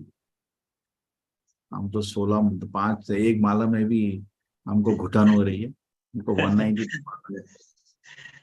नहीं प्रभु जी, हम डेली 16 राउंड करते हैं। वेरी गुड, करिए। ठीक है, तो सुबह जपा के लिए आइए सब लोग। 4:30 बजे मंगल आरती होती है, और 5 बजे सब लोग बैठ के जब करते हैं तो ना आसान हो जाता है। ऑनलाइन है प्रभु जी? हाँ, सुबह आपका ना हमारा जो लिंक है t.ly टेम्पल, टेम्पल का तो लिंक समझ आ गया ना सबको। जी जी हाँ ये t.ly नामा है, ये वाला जो मेरा क्लास है ना। हाँ। t.ly/temple शॉर्ट में, आप t.ly/temple करेंगे, सीधा हमारा टेम्पल का प्रोग्राम। 4:30 बजे मंगल आरती, 5 बजे हम लोग सब बैठ के 5 से 7 जप करते हैं। तो आप इसको डेली ज्वाइन कर सकते हैं, एक पता भी नहीं चलेगा और हैबिट बन जाएगी, है ना। और जी सब, और मेरी इच्छा है तुलसी का एक पॉट रखिए, गुजराती डिपार्टमेंट ने कर दिया, सब लोग तुलसी को लगा के यहाँ पे एक तुलसी का पॉट रखते हैं अपने सामने और बैठ के जब करते हैं, बहुत अच्छा लग रहा है। आइए, हिंदी में भी आ जाइए, हिंदी के डिपार्टमेंट सब लोग। ठीक है, और वीडियो ऑन करके जब करिए ताकि लोग देखते रहे कितनी बारी बीच बीच में आप सो रहे हो। जी जी। बैठ के जब करना सात्विक गुण होता है, और भटक भटक के जब करना रजोगुण होता है, सो के जब करना तमोगुण होता है। बहुत लोग थोड़ा 5 मिनट बैठ के जब मैं लेट जाता हूँ, फिर जब बंद हो जाता है, नींद आ जाती है ना। तो साथ में वीडियो में थोड़ा फोर्स हो जाता है, सब लोग देख रहे हैं मैं क्या कर रहा हूँ। हरे कृष्णा प्रभु जी, दंडवत प्रणाम। हरे कृष्णा हरे कृष्णा। चलो हरे कृष्ण। कृष्णा वो पढ़ते हैं। ठीक है, सब कर रहा हूँ मैं, क्योंकि लोग गड़बड़ करते हैं, मेरे को पढ़ने नहीं देते, वो क्या कहते हैं, एक्सप्लेन नहीं करने देते, घुस जाए। पढ़ना है पढ़ना है, पढ़ना है तो पढ़ो, फिर क्लास में क्या करते। ओ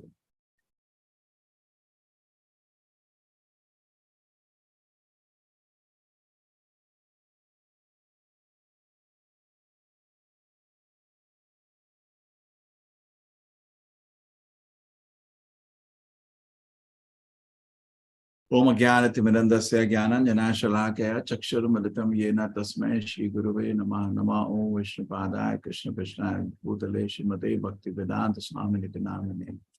नमस्ते सारस्वते देवे गौरवाणी प्रचारिणे निर्विशेषाय शून्यवादी पाशाचितेशतारिणे। जय श्री कृष्ण चैतन्य प्रभु नित्यानंदा श्री अद्वैत गदाधर शिवासुरी गौर भक्तवृंदा। हरे कृष्ण कृष्ण कृष्ण हरे हरे, हरे राम राम राम हरे हरे, हरे कृष्ण कृष्ण हरे हरे, हरे राम राम हरे हरे।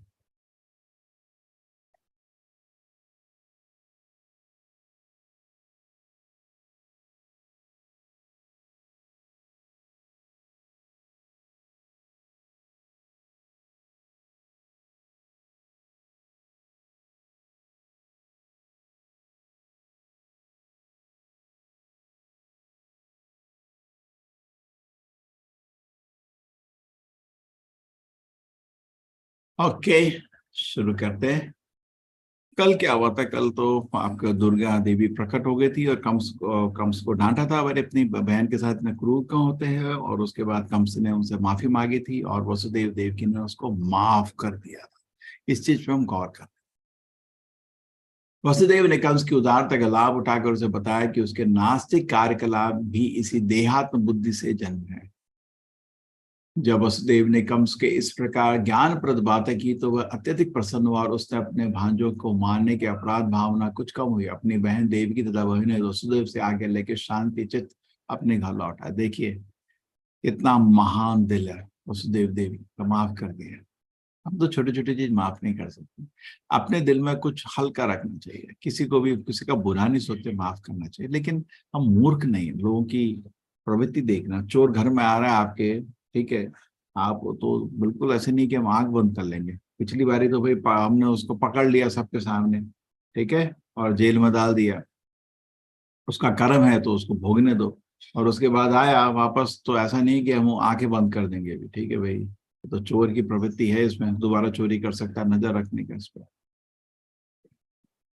तो कंस का मन तो शांत हो गया, क्योंकि महान दो व्यक्ति जिनके घर में कृष्ण जन्म हुए हैं वो तो ऑर्डिनरी नहीं है, कितने महान है। सोचे जब महाभारत में कृष्ण जी अर्जुन के रथ में थे तो सोचे अर्जुन कितना महान होगा कि भगवान उसके रथ में है, और उस पर टिप्पणी करना नरक जाने के बराबर है। बहुत लोग हैं आजकल टीवी देख के ये देख के गधे जैसे टिप्पणी मारते पांडवों पे, शर्म नहीं आती उनको। जो भगवान जिनको अपना प्रिय मित्र माने आप उन पे टिप्पणी कर रहे। तो सिमिलरली जिसको भगवान वसुदेव देवी को भगवान ने उनको अपना पिता माना है, स्पेशल है, बहुत स्पेशल, बहुत महान है। तो भगवान उनके घर में पैदा ले, बहुत महान है। वह जैसे नंद महाराज और यशोदा बहुत महान है, भगवान उनके पास थे। सारी जितनी लक्ष्मियां गोपियां जो भगवान के मित्र सब बहुत महान। गौरंगे रसंगी गणे नित्य सिद्ध गौरी माने, ये सब नित्य सिद्ध लोग हैं, ये ऑर्डिनरी लोग नहीं है, ये इस लोक के नहीं है सब, ये सब भगवान के महान भक्त हैं, ये वैकुंठ लोक के निवासी हैं। और उनका आदर करने से हमारा भगवत भक्ति बढ़ता है। उन पे टिप्पणी खोट देखना सीधा नरक का रास्ता बन जाता है। इतना उनको भगवान का, हमारा जीवन का लक्ष्य खाली दो होना चाहिए, भगवान को और उनके भक्तों को ग्लोरीफाई करना, बस। हमारे पास कोई तीसरा काम नहीं है ना। भगवान कितने महान है, भगवान के भक्त कितने महान है, बस यही करते रहो, जिंदगी सीधे वैकुंठ चला जाएगा। बिकॉज वहां कृष्ण अकेले नहीं है, आप वसुदेव देव की सारे महान भक्त उनके चारों तरफ हैं। तो उनके महान लोगों के संग में कंस का मन थोड़ा पवित्र हुआ, ठीक है, थोड़ा शांत हुआ। लेकिन क्योंकि उसका संग ठीक नहीं था, वो बदल नहीं पाया, वापस वैसे ही रहा। तो कितना भी आप अच्छा शिक्षा लोगे लोगों से, लेकिन अपना संग नहीं बदलोगे तो बदल नहीं पाओगे। क्या चाहिए प्रभु जी? मिल गया, मिल गया। किंतु दूसरे दिन कंस ने सारे मंत्रियों को बुलाकर उनकी विगत रात्रि में जो कुछ घटा था सुनाया। कंस के सारे मंत्री असुर थे और देवताओं के परम शत्रु थे, अतः वे अपने स्वामी को से रात्रि की घटनाओं को सुनकर उदास हो गए। अरे ये तो क्या बेवकूफ हो गया, हाँ माफ कर दी। अरे माफ, तामसिक लोग। अधिक अनुभवी तथा विद्वान नौन कंस को इस तरह सलाह देने लगे, श्रीमान हमें चाहिए कि सारे नगरों, कस्बों, गांव तथा गोचरों विगत 10 दिनों में जितने बालक उत्पन्न सबको मार देंगे, जाने का प्रबंध करके। ठीक है, हमें चाहिए कि इस योजना के बिना किसी भेदभाव के कार्यान्वित करें। हमें विचार है कि यदि हम ये कुकृत्य करेंगे तो फिर देवता हमारे विरुद्ध भी करने का साहस नहीं कर सकेंगे। ऐसा तांडव मचाएंगे कि देवता भी कुछ नहीं कर पाएंगे।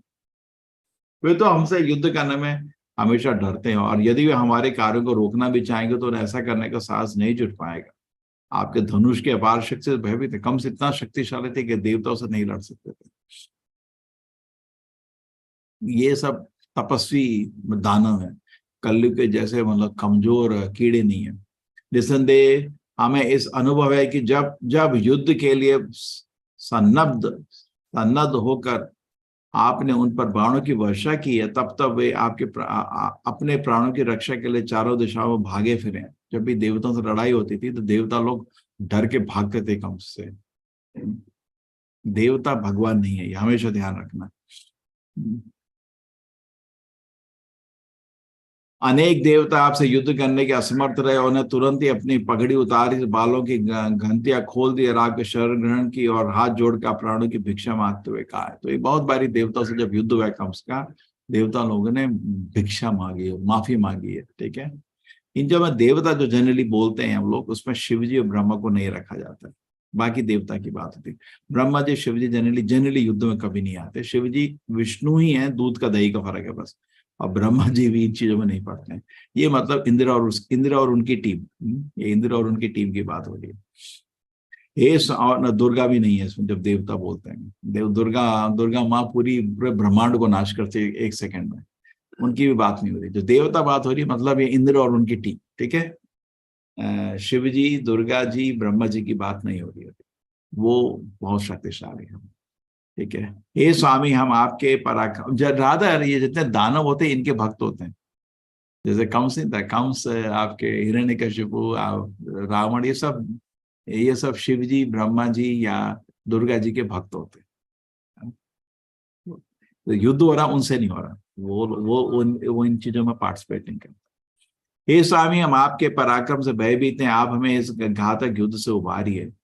हमने कई बार यह भी देखा है कि जब कभी शत्रु अत्यंत भयभीत हो जाता है तो उनके धनुष, बाण तथा रथ विनष्ट हो चुके होते हैं, वो अपनी सैनिक कौशल को भूलकर लड़ने में असमर्थ हो जाते हैं, तो आप उनके शरणागत शत्रु को वध नहीं करते। देखा है कि आप देवता लोग जब आपसे हार जाते हैं और कंफ्यूज हो जाते हैं, आप उनको मारते नहीं। इतना शक्तिशाली था कम, सोचो इतना शक्तिशाली। और कराओ कैसे तपस, इसको स्टडी करिए, शिव जी से या ब्रह्मा जी से कहीं से वरदान लेके इतना शक्तिशाली होगा। अतः वस्तुतः हमें इन देवताओं से भयभीत नहीं होना चाहिए। इन लोगों को शांति काल में युद्ध भूमि से बाहर रहकर महान योद्धा होने का अत्यंत गर्व है। शांति में बैठे बड़े अपने को बड़े मानते हैं, लेकिन युद्ध वास्तव युद्ध भूमि में कोई कौशल और सैनिक सिद्धि प्रदर्शित नहीं कर सकते। युद्ध में एक लोग कुछ नहीं कर सकते। यद्यपि इंद्र समेत भगवान विष्णु, शिव जी तथा ब्रह्मा जी इनकी सहायता के लिए सदैव उद्यत रहते हैं। ये कौन? विष्णु, शिव जी, ब्रह्मा जी, किंतु हमें उनसे डरने की कोई कारण नहीं है। ठीक है, अभी उनको भी एनालाइज कर रहे हैं, ब्रह्मा, शिव और विष्णु को। क्यों? जहां तक भगवान विष्णु का प्रश्न है, वो तो पहले ही जन जन के हृदय में अंतर्गत हो चुके हैं। देखो विष्णु तो सबके हृदय में वास करते हैं, वो तो छुप गए भाई। देखो इनका लॉजिक, उन्हें बाहर नहीं क्यों नहीं आ सकते? हाँ, बाहर नहीं आ सकते। दानवों की देखो एनालिसिस। और शिव जी तो अपने सारे कार्य को परित्याग करके रखा है। शिव जी तो हमेशा बैठ के बेल के पेड़ के नीचे बैठ के साधना कर रहे हैं, है ना, दुर्गा के साथ। ठीक है, सारे वे पहले से ही वनवासी हो चुके हैं।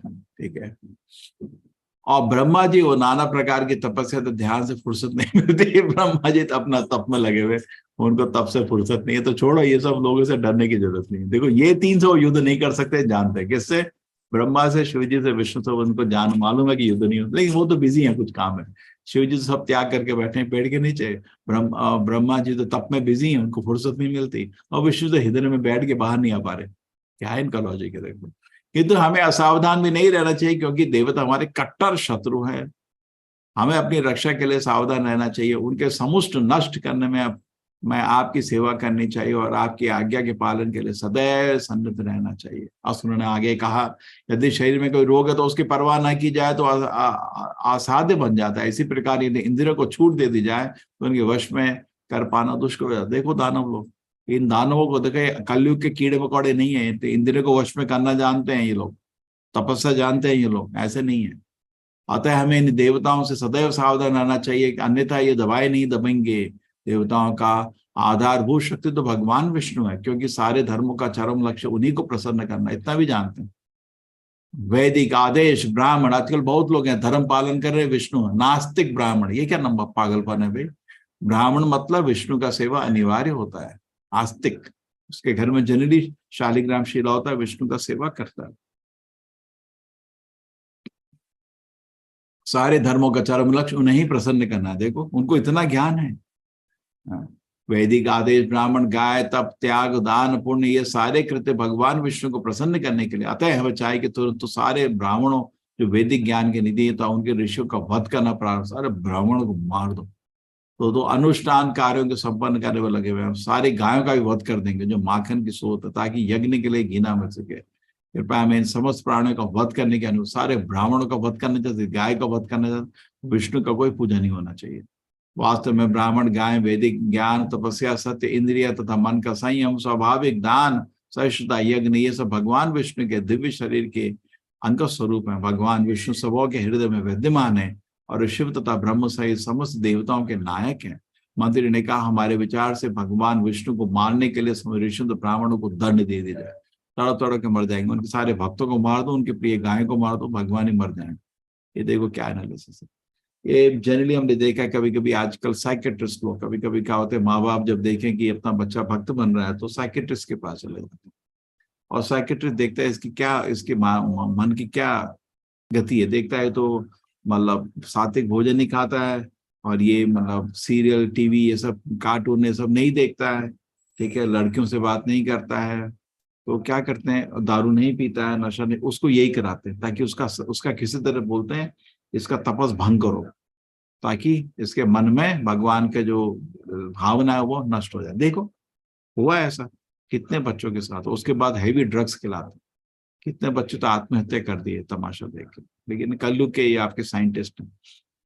इस प्रकार असुर मंत्रियों द्वारा मंत्रणा करने जाने पर महाधूर्त कंस ने जो स्वरभक्षी अनंत काल से हथकड़ी बेड़ियों में झगड़ा था,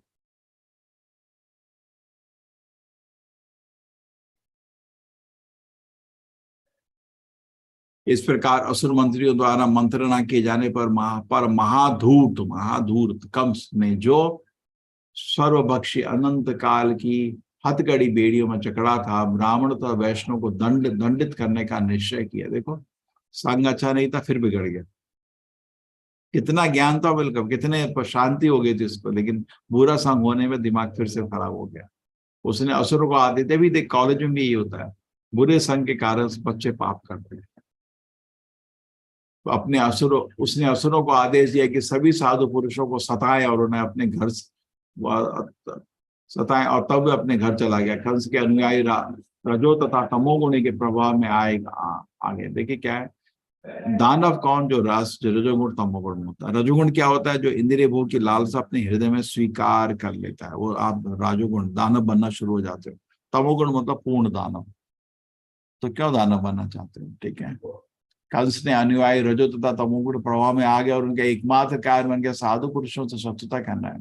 ऐसे कार्यों से मात्र जीवन अवधि घटती है। असुरों ने इस क्रिया को मनोत्वित करके अपने मृत्यु को बुलवा दिया। ऐसा काम करें तो अब देखो, गाय को हत्या करोगे और ब्राह्मणों को हत्या करोगे तो बस ठीक है, विष्णु का अवतार आएगा, मरोगे।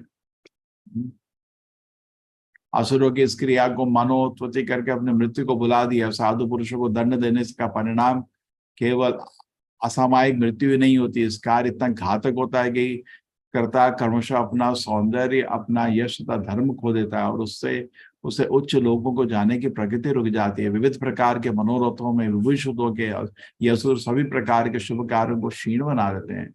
भक्त तथा ब्राह्मणों के चरण कमलों के प्रति किया गया अपराध श्री भगवान के चरण के प्रति किए अपराध से भी बड़ा होता है। भक्त को दंड जो दर्द देते हैं भगवान को असह्य नहीं होता है। जैसे भगवद गीता में अर्जुन ने कृष्ण को बोला था माफ कर दो, कृष्ण नहीं माफ करेंगे, मैं नहीं माफ करूंगा, क्योंकि मेरे प्रिय भक्त पांडवों और उनकी बीवी द्रौपदी को उन्होंने दर्द दिया, आंसू दिलाया, उनको इतना दर्द दिया, माफ नहीं करूंगा, उनको दंडित करूंगा। कहाँ जाएंगे तो माफ नहीं, मारो इन सबको। भक्त तथा ब्राह्मणों के चरण प्रति के अपराध भगवान के प्रति, क्योंकि भगवान खुद का अपराध माफ कर देते, भक्तों का भी माफ नहीं करते। सभ्यता है जो ऐसे पाप कर्म करती है सामान्यतः भगवान की श्रद्धा खो देती है, और ऐसी ईश्वर विहीन सभ्यता मानव समाज के विपत्तियों का घर बन जाती है। देखिए कितने दर्द होते हैं, कितने दर्द। भारत में ही देखो 1000 साल तक लोग सब्जी की तरह काटे गए, हुआ नहीं हुआ, तरह तरह से सब देश से लोग आए, इधर लूटा मारा और काटा लोगों को सब्जी की तरह ना। क्यों भाई? पाप कर्म हो रहे थे। गाय को खाते हैं, इधर ही खाते हैं, अभी भी खा रहे हैं, अभी समझ नहीं आया इनको। इतनी पिटाई के बाद समझ नहीं आया, फिर भी दारू पी रहे हैं और जानवरों को खा रहे हैं, गाय को खा रहे हैं। वेट करो, और आएगा और आएंगे। हरे कृष्णा। कुछ प्रश्न जो अभी हमने डिस्कस किया उस पर आप हैंड रेज कर सकते हैं।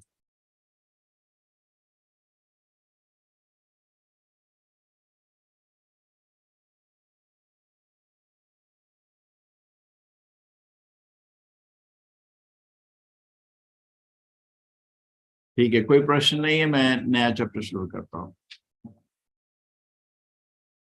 हाँ सुशील जी बोलिए। प्रभु जी, विष्णु जी और कृष्ण जी, ये हाँ थोड़ा दोनों बोलिए प्रभु जी। दोनों को सर्वोत्तम रखा जाता है। सुशील जी आपकी आवाज नहीं आ रही, क्या बोलना चाह रहे हैं? क्या प्रश्न है? जी प्रभु जी, हरे कृष्णा, दंडवत प्रणाम। हाँ प्रभु जी, बोलिए। विष्णु जी और कृष्ण जी दोनों की पावर सेम है? किसकी? विष्णु जी की और कृष्ण जी की। विष्णु जी की और कृष्ण जी की, दोनों एक 64। विष्णु कृष्ण एक ही व्यक्ति है जी, भगवान दो थोड़ी हो सकते, एक ही व्यक्ति, अलग अलग रूप है बस। देखिए जैसे आपको गुस्सा आता है वही रूप में होता है, आप स्नेह करते हैं वही, तो भगवान को गुस्सा आता तो नरसिंह का रूप ले लेते हैं, वही वही व्यक्ति है। भगवान दो थोड़ी होते हैं, भगवान तो एक ही है। और राम जी सर? एक ही है ना, वो भी एक ही। रामादिश मूर्तिश कला नियमेन तिष्ठ नाना अवतार न करो भुवनेश किंतु अद्वैतम अच्युतम अनादि अनंत रूप। अद्वैत मतलब विष्णु, जितने भी आपके ये कृष्णा राम और विष्णु पूर्व में जितने अवतार जानते हैं ना, एक ही तो व्यक्ति तो एक ही है। करेक्ट, राम और कृष्ण फर्क थोड़ी, एक ही व्यक्ति है, लेकिन मूड अलग अलग है। राम के रूप में भगवान मर्यादा पुरुषोत्तम, कृष्ण में ऐसा नहीं करते, कृष्ण कल में ज्यादा शिव नटखट। का भी बता रहे थे कि दूध से दही वाला, शिव जी का भी बता रहे थे कृष्ण के ही है। हाँ वो अलग चीज है, दूध और दही फर्क होता है, दूध दही एक चीज नहीं होती, करीब करीब एक होता है, करीब करीब, है ना। दूध से दही बन सकता, दही से दूध नहीं बनता। हाँ ये तो विष्णु जी शिव का अवतार लेते हैं, लेकिन शिव जी विष्णु नहीं बन सकते। ठीक है, जैसे वो मेटेरियल एनर्जी को टच करते हैं शिव जी ना, दुर्गा से दुर्गा माँ से दुनिया में हमको सबको जन्म देते हैं। विष्णु जी भौतिक प्रकृति को छूते नहीं। जगदम्बा कहा गया इनको, जगत की अम्मा, जगत अम्बा। Correct correct. हरे कृष्ण, दंडवत प्रणाम। हरे कृष्ण हरे कृष्ण। ठीक है, मुश्किल तत्व है। देखिए क्या है, गुरु तत्व और ये शिव तत्व बहुत मुश्किल होता है समझना। ठीक है, धीरे धीरे समझेंगे। क्योंकि गुरु तत्व मतलब गुरु जो मुक्त पुरुष है, भौतिक प्रकृति को छू रहा है, उसको समझना बहुत मुश्किल होता है। बिकॉज वो भौतिक शरीर में दुनिया में भाई हमारे जैसे वो भी खाना खा रहा है, वो भी सोता है, तो उसमें बड़ा मुश्किल होता है उसको समझना, और उसकी पूजा करना आसान नहीं है। उसी तरह शिव तत्व, विष्णु भौतिक प्रकृति को छू रहे हैं, वो भी मुश्किल होता है समझाना पे। हाँ राकेश वेदी बोलिए। हरे कृष्ण प्रभु जी, मेरी आवाज आ रही प्रभु जी? बिल्कुल आ रही, जोर से आ रही। प्रभु जी, जैसे अभी हमने इसके लास्ट में पढ़ा कि वह सभ्यता जो ऐसे पाप कर्म करती है सामान्यतः भगवान में श्रद्धा खो देती है, और ऐसी ईश्वरविहीन सभ्यता मानव समाज में विपत्तियों का घर बन जाती है। तो प्रभु जी, इस वक्त जो हमारी हालत है, जो देश की, समाज की या संसार की जो हालत है, और कलयुग का जो प्रभाव है, और जिस तरीके से हम लोग बुद्धि विहीन हो रहे हैं, भगवान से, भक्ति से दूर होते जा रहे हैं, तो ऐसा लगता है प्रभु जी हमारा तो विनाश है, हमारा अंत नजदीक है, इससे कोई बचने का उपाय? हम तो लगे अरे हुए भाई हम लोग हरी गीता पढ़ेंगे ना, और लाखों लोगों को गीता पढ़ाएंगे, बचाओ जितना को हो सकता है ना। देखिए इंडिविजुअली कलेक्टिवली दोनों चीज होती है। जैसे कलेक्टिवली भी कर्म इकट्ठा हो रहा है धीरे धीरे, है ना। पाप का घड़ा भर रहा है।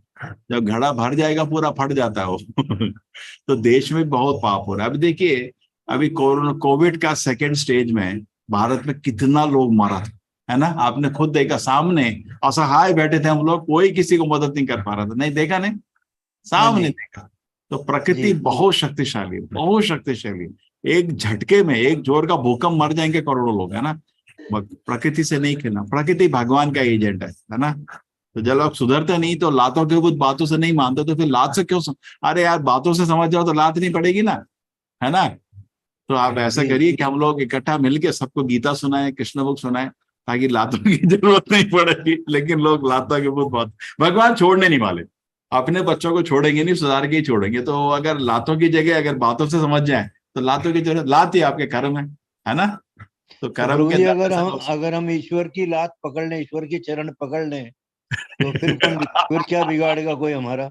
वही तो लात नहीं पड़ेगी। आप उनको, उनके चरणों में आश्रय ले लीजिए, लात मारने की जरूरत नहीं पड़ेगी, है ना? जैसे आप माँ बाप हैं, आपका बेटा सिगरेट पिए के आया, अब उसको प्रेम से, बेटा ऐसा चीज नहीं करना चाहिए, तुमसे गलती हो गया, समझते हैं, थोड़ा ध्यान लगाओ, कितना तुम एक पाप कर्म कर रहे हो और हमारी इज्जत समाज में मिटा रहे हो, है ना? कभी सिगरेट पी के आते हो, कभी दारू पी के। तो बच्चा पहली बार ऐसे चांस दे सकते हो, समझा सकते हो। बच्चे कभी कभी गलती सभी से होती है, समझ जाते हैं, लेकिन फिर भी आ रहा तो फिर थप्पड़ तो पड़ेगा इसको बकवास, इस घर में नहीं रह सकता, जहाँ जाना तेरे को, है ना? लेकिन अवसर देना चाहिए। तो भगवान अभी देखो, आपको चैतन्य महाप्रभु का अच्छा मूवमेंट है, सबको अवसर मिल रहा है, हरि नाम जप करो, गीता सुनो, है ना?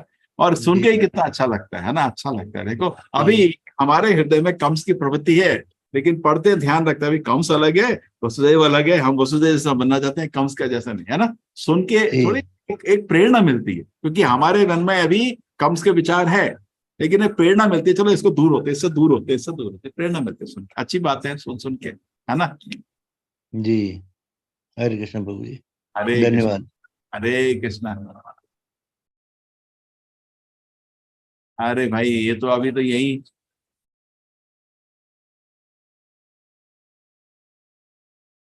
संगीता माता जी हरे कृष्णा। अरे चले गए। सुनीता माता जी आपका क्या? हरे कृष्ण प्रभु जी, दंडवत प्रणाम। प्रभु जी मेरा प्रश्न ये है, हरे का मीन्स राधे होता है। तो जैसे हम करते हैं हरे कृष्ण कृष्ण कृष्ण हरे हरे, हरे राम राम राम हरे हरे, तो वो राम में जो हरे आता है तो उसका मतलब क्या हो जाता है फिर उसमें? देखिए क्या होता है, आपके डिपेंड करता है किस पे मेडिटेट कर रहे हैं। जैसे मैं कृष्ण पे मेडिटेट करता हूँ, जब मैं जप करता हूँ तो मेरे राम भी कृष्ण ही है। राम तो खाली नाम है ना, राम मतलब रमयंती, जो आनंद देते हैं, तो कृष्ण भी आनंद देते हैं, ऐसे नहीं खाली राम आनंद देते हैं। ठीक है, जो राम के भक्त इसको जप करते हैं, जो कृष्ण का नाम सुनते हैं, उसमें भी राम पे ही मेडिटेट कर रहे हो। क्यों? बिकॉज राम भी बहुत आकर्षित हैं, ऐसा नहीं कि राम आकर्षित नहीं, खाली कृष्ण आकर्षित। ठीक है, अब जब प्रहलाद महाराज इस नाम को जप करते हैं, उनको उस समय नरसिंह देव भी समझ आते हैं, क्योंकि नरसिंह भी बहुत सुंदर लगते हैं उनको, नरसिंह देव भी आनंद देते हैं। ठीक है, तो किसी भी विष्णु मूर्ति का आप पूजा कर सकते हैं इस मंत्र से। ठीक है, और हरे करस्पॉन्डिंग हो जाएगा। नरसिंह में मेडिटेट करोगे तो लक्ष्मी हो जाएगा। ठीक है, लक्ष्मी नरसिंह। राम पे मेडिटेट करोगे तो आपको सीता दिखेगी, सब हरे, है ना? ये शक्ति तत्व है हरे। और जब आप कृष्ण मेडिटेट कर रहे हैं तो राधा रानी रहे। ठीक है माता जी?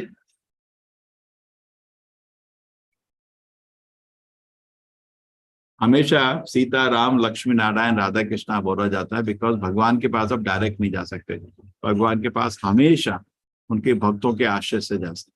ठीक है, डायरेक्टली एंट्री नहीं होती। ये सिफारिश बहुत चलती है उधर सिफारिश का होता है ना दुनिया में आजकल, भारत में कोई भी जॉब चाहिए, सिफारिश नहीं है, मेरे पास जैक नहीं बोलते नहीं तो जॉब। तो भगवान के पास जाना है तो आपको सिफारिश तो चाहिए, किसकी? भक्तों की। और सबसे बड़ी भक्त कृष्ण की कौन है? राधा रानी। तो उनकी सिफारिश से ही आप जा सकते हैं। और सबसे जैसे ही कृष्ण जी दूध का दही बनता है ना, बोला कृष्ण शिव बनते हैं, कृष्ण से शिव, सिमिलरली राधा रानी से दुर्गा बनती है, दूध का दही। ठीक है, तो भी राधा रानी का ही अंश है। नंद तथा वसुदेव की भेंट, 5वां अध्याय। यदि भी कृष्ण वसुदेव तथा देवी के असली पुत्र थे, किंतु कंस के अत्याचारों के कारण अपने पुत्र को जन्मोत्सव नहीं मना सके, क्योंकि दोनों कृष्ण को तो उन्होंने जाके वहां छुपा दिया था। फिर भी धर्मपिता नंद महाराज के अत्यंत उत्साह के साथ कृष्ण का जन्मोत्सव मनाया। ठीक है, दूसरे दिन ही यह घोषणा कर दी गई कि यशोदा के पुत्र उत्पन्न हुआ है। वैदिक प्रथा के अनुसार नंद महाराज ने विद्वान ज्योतिष तथा ब्राह्मणों को जन्मोत्सव संपन्न करने के लिए आमंत्रित किया।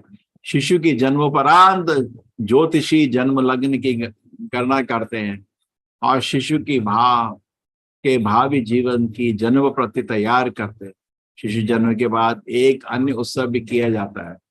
उसमें परिवार के लोग स्नान करके शुद्ध होते हैं और आभूषणों तथा सुंदर वस्त्रों से अपने आप को सजाते हैं।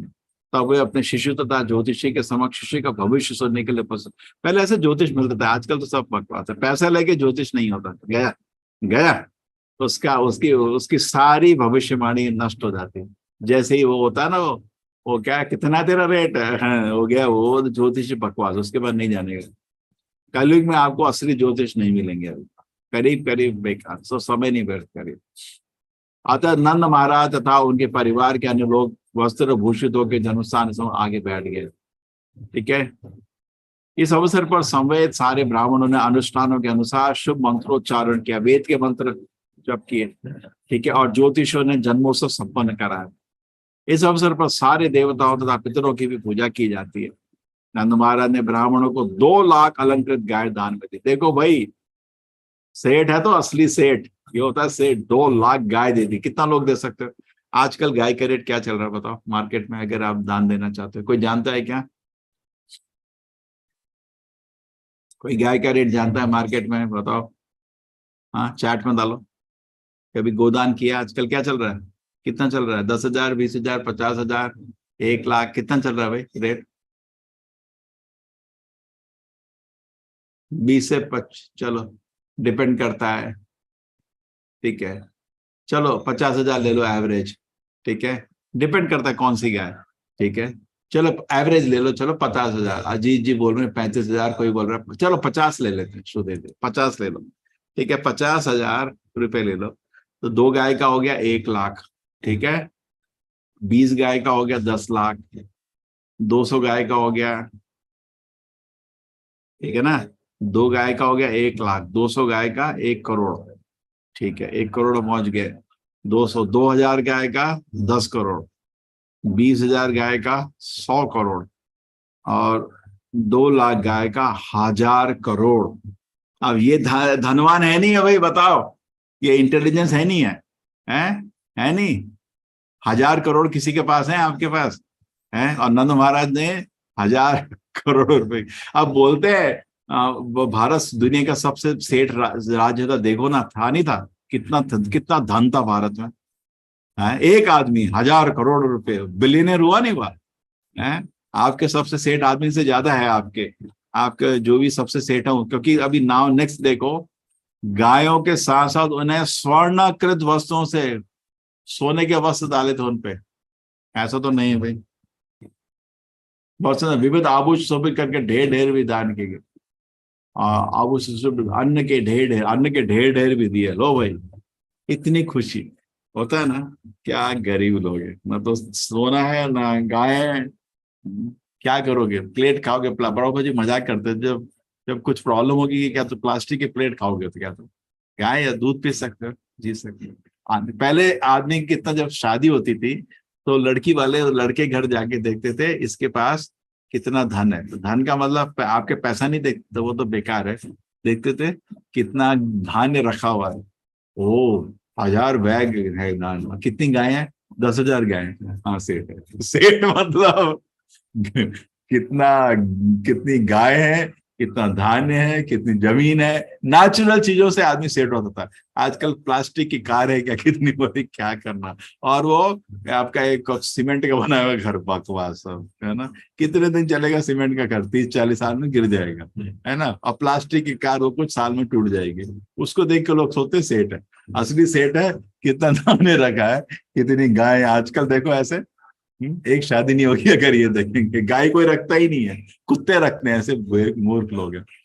कृष्ण जी के देखो, गाय को रखोगे उसका मूत्र और उसका मल भी शुभ है। ठीक है, उसको भी आपकी दवाई बन जाती है। और गाय को दर्शन मात्र से आपके पाप चले जाते हैं, दर्शन मात्र से। छूना तो छोड़ दो उसको, छोड़ो, ये गाय की सेवा करिए, गौ सेवा करिए, कितना खुशी है। लेकिन लोगों को गाय नहीं चाहिए, कुत्ते चाहिए। ऐसा है ही, कुत्ते उतना है। एक तरह की चिड़िया साफ शांत रहती है गाय शांत है, सात्विक है। जो सात्विक लोग हैं उनको गाय अच्छी लगती है, रासिक काम से लोगों को कुत्ते अच्छे लगते हैं। ऐसा नहीं था पहले, कुत्ते नहीं होते थे, घर के बाहर रह जाते, घर के अंदर नहीं। आज तो कुत्ते बिल्ली घर के अंदर। अब कैसे पूजा करोगे घर में, बताओ? अगर कुत्ते बिल्ली घर के अंदर है, आप उस घर में बताओ पूजा कर सकते हो क्या? तो सब गंदा हो जाता है घर। इस संसार में धन धान्य की प्राप्ति कई प्रकार से होती है, किंतु कभी कभी यह प्राप्ति ईमानदारी तथा पवित्र साधनों से नहीं होती, क्योंकि संपत्ति संचय का यही प्रकृति है। तो बिजनेसमैन मतलब थोड़ा तो कालाधन होगा ही, थोड़ा तो टैक्स छुपाएगा ही, करेगा हमेशा। अतः वैदिक आदर्श के अनुसार इस तरह अर्जित संपत्ति को शुद्धि ब्राह्मणों की गोवंश तथा सोने को दान देके की जाए। ठीक है, तो दान देके अपना जो पैसा उसको पवित्र कर देंगे। ठीक है, नवजात शिशु की शुद्धि भी ब्राह्मणों को अन्नदान देकर की जा सकती है।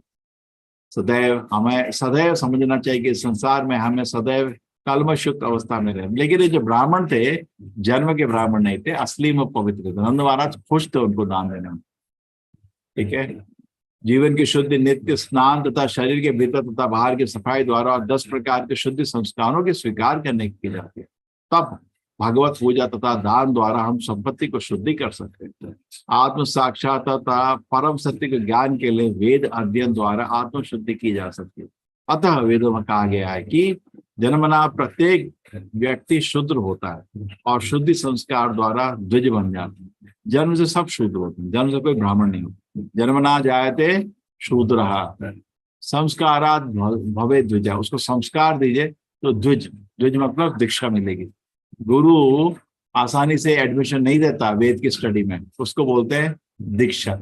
दीक्षा मतलब कॉलेज में एडमिशन मिला, एंड नहीं हुआ, दीक्षा। ठीक है, वेदों के अध्ययन द्वारा मनुष्य, फिर उसके बाद गुरु के आश्रम में आदमी शास्त्र का अध्ययन करता है, जो ब्राह्मण बनने के लिए अनिवार्य। और जो उसका शास्त्र समझ आ गया उसको, तो फिर उसके बाद वो विप्र बनता है।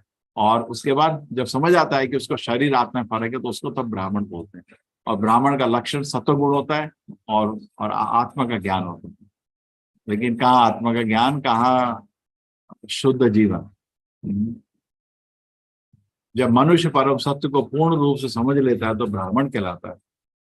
ठीक है, और जब ब्राह्मण और अधिक पूर्णता को प्राप्त कर लेता है तो वैष्णव कहलाता है। और वह ब्राह्मण आत्मा को समझता है, वैष्णव भगवान को समझता है। ठीक है, तो वैदिक काल में गुरुकुल होते थे ब्राह्मणों के लिए, वैष्णव के लिए, शूद्रों के लिए नहीं। शूद्र तो मतलब उसको काम करना है मालिक के अंदर, तो डायरेक्टली काम में ही लग जाता है। उस उत्सव में एकत्रित सारे ब्राह्मण ने शिशु के सौभाग्य के लिए विविध वैदिक मंत्रों का स्तवन किया। विविध मंत्रोच्चार सूत, मागध, बंदी तथा वरुदावली कहलाती है। इस मंत्रों तथा गीतों के उच्चारण से अतिरिक्त भेरी तथा दुंदुभे भी घर के बाहर बज रही थी। इस अवसर सभी घरों तथा गोचरों तक में विविध हर्ष ध्वनि सुनाई पड़ती थी। घरों के भीतर तथा बाहर पिसे चावल से नाना प्रकार के कलापूर्ण चित्र बनाए गए थे और सड़कों तथा गलियों भर में सुगंधित जल छिड़का गया था। छतों तथा छज्जों को विविध प्रकार के झंडियों तथा वंदनवारों से सजाया गया था। सारे द्वार हरी पत्तियों तथा फूल से बनाए गए थे। सारे गांवों, बछड़ों, साणों, तेल तथा हल्दी से लेप कर दिया गया था। गेरू तथा रंगीन खनिज से उनको चित्रित किया गया था। उनके उन्हें मोर पंखों के हार पहनाए गए थे और रंगीन वस्त्रों द्वारा सज्जित किया गया था। तो गाय बछड़ों सबको पूरा फेस्टिवल का एटमॉस्फेयर था। ब्राह्मण लोग वेद की ध्वनि पढ़ रहे थे और वैदिक आपके इससे आवाजें आ रही थी, दुंदुभी बज रहे थे, ड्रम बज रहे थे। ठीक है,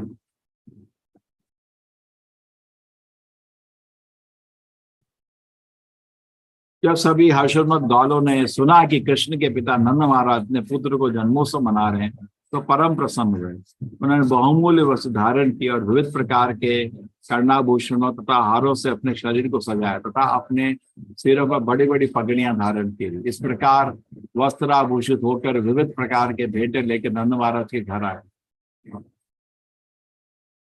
तो देखो, पहले एक दूसरे ईर्ष्या नहीं करते थे लोग, सब पूरा गांव प्रसन्न था। नंद महाराज एक लीडर थे, राजा के रूप में थे, नंद महाराज राजा थे और सब लोग उनसे प्रेम करते थे। अभी क्या है, जनरली राजा से लोग घृणा करते हैं, लेकिन उसमें कुछ गुण नहीं होता, चोर होता है जनरली। जितने पॉलिटिशियन आपको पकड़े भी जाते हैं चोरी करते हैं, कैसे पैसा बनाना है बस। एक आदमी को पूछा गया पॉलिटिक्स में क्यों आ रहा है, सीधा बोला इससे फास्ट पैसा बनाने का कोई तरीका नहीं। देखो ऐसी चोरी है ना, और दिखती भी ऐसी है राक्षस जैसे, है ना, दिख के डर लगता है उनको।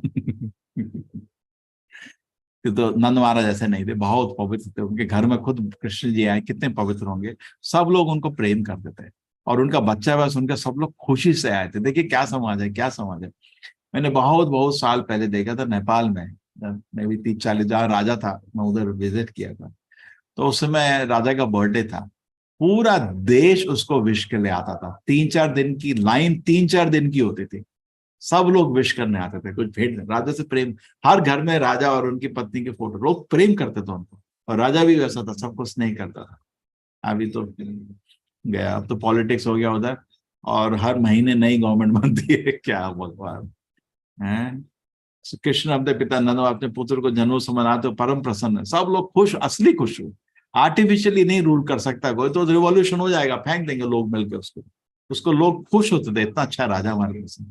तो समझ गोपियों ने सुना कि यशोदा के पुत्र ने जन्म, तो आनंद से विभोर उठे। देखिए आनंद, खुशी हुआ, ईर्ष्या नहीं हुआ, खुशी हुआ। और उन्होंने भी विविध प्रकार के अमूल्य वस्त्र आभूषण अपने को अलंकृत किया और सगे सुगंध द्रव्य लगाए। सेंट लगाने का काम अभी का नहीं है, पहले से। जिस प्रकार पराग की धूलि से कमल पुष्प की शोभा दिखती है, उसी प्रकार समस्त गोपी अपने कमल के सामने मुखमंडलों को कुमकुम रच कर लेप लिया। ठीक है, तो लोग भारत में बहुत सुंदर भी थे और धनवान भी थे। अभी सब गया, सुंदरता भी गई, धन भी गया। तभी ये सुंदर गोपियां अपने अपनी भेंट लेकर नंद महाराज के घर पहुंची। अपने भारी नितंबों तथा उन्नत उरोजों से, भोजियों से गोपियां नंद के तेजी से नहीं चल पा रही थी, किंतु कृष्ण के आह्लादकारी प्रेम से वो जल्दी जल्दी चल रही थी। उनके कानों में मोतियों की बालियां थी, गले में रत्न। ये देखिए ऑर्डिनरी है, सब महान भक्त हैं भगवान के। वृंदावन में आपका पर्टिकुलरली उस समय जब कृष्ण जी खुद हैं, उस समय आप जन्म लेके उनकी लीला में भाग रहे हैं, आप ऑर्डिनरी व्यक्ति नहीं। ठीक है, हार थे उनके, उनके होंठ तथा नेत्र विभिन्न प्रकार के रंग तथा काजल से अलंकृत थे। उनके हाथों में स्वर्ण चूड़ियां थी। चूंकि वे तेजी से पक्का सड़क पार कर रही थी, तो उनके शरीर के अलंकृत करने वाले पुष्पमाला टूट टूट कर गिर रही थी। प्रतीत होता कि मानो आकाश से पुष्प की वर्षा हो रही। देखो कितने फूल हैं, कितना धन और कितना कैरेक्टर, सब कुछ था। शरीर के विविध आभूषणों की गति से और भी सुंदर लग रही थी। इस प्रकार वे गोपियां नंद और यशोदा के घर पहुंची और बालक को इस प्रकार आशीष देने लगी, हे बालक, तो हमारी रक्षा के लिए चिरंजीव हो जाओ। देखिए असली से दिल से स्नेह लोगों के बीच में। जब इस प्रकार बालक कृष्ण को आशीर्वाद दे रही थी, तो उन्होंने तेल से में बना हल्दी, लेप, दूध तथा दही का जल का मिश्रण केवल बालक पर, अभी तो वहां पर सभी लोगों पर छिड़का। इतना धन था। अभी घी फेंक सकते हो क्या? फेंक सकते हो? बताओ। घी आपका 1000 रुपये लीटर आता है। 2 लाख गाय दान दे दी, कितना घी होगा सोचो। घी फेंक रहे हैं, अभी तो कहाँ दूध फेंक सकते हो। जो मिलता है 50% दूध मिलावटी दूध है। इस शुभ अवसर पर पटु संगीतकारों द्वारा विविध प्रकार के बाजे भी बजाए जा रहे थे। कितना छोटा एटमॉस्फेयर, स्नेह है, धन है, सुंदरता है, खुशी है, प्रेम है, सब कुछ है ना। तो हमारे भी प्रयत्न है, मंदिर के चारों तरफ हम कम्युनिटी बना रहे हैं ताकि लोग अच्छे कैरेक्टर के लोग इकट्ठे रहकर रहें, ठीक है, खुशी से रहें। जब गालों ने गोपियों की लीलाएं देखी तो अपने अत्यंत प्रमुदित हुए और वे भी उन पर दही, दूध, मक्खन तथा जल छिड़कने लगे। अरे उन्होंने बाल्टियां दूध की ली और दही की फेंक रहे हैं। मक्खन इतना महंगा है। फिर दोनों की ओर से मक्खन फेंका जाने लगा। नंद महाराज जी गोपी गोपी की लीलाएं देखकर परम प्रसन्न हो गए। उन्होंने एकत्रित चरणों चारणों के अत्यंत उदारतापूर्ण दान दिया सबको। इसमें से कुछ चारण अनुपस्थित तथा पुराणों को आख्यान कर रहे थे, कुछ पूर्व तथा गुणगान कर रहे थे। सब शुभ था। उनके पूर्वज जी बहुत ही कैरेक्टर वाले लोग थे, ऐसा नहीं कि फ्लैटरी हो रही है, सच था। ठीक है, जो नंद महाराज थे महान थे, उनके पिताजी के सब महान थे और कुछ मनोहर गीत गा रहे थे। वहां पर अनेक विद्वान ब्राह्मण भी उपस्थित थे। नंद महाराज के अवसर पर परम प्रसन्न होकर उस सबों को वस्त्र आभूषण तथा गांवों को दान दे रहे थे खुशी से। कितना प्रेम और आनंद दिख रहा है ना।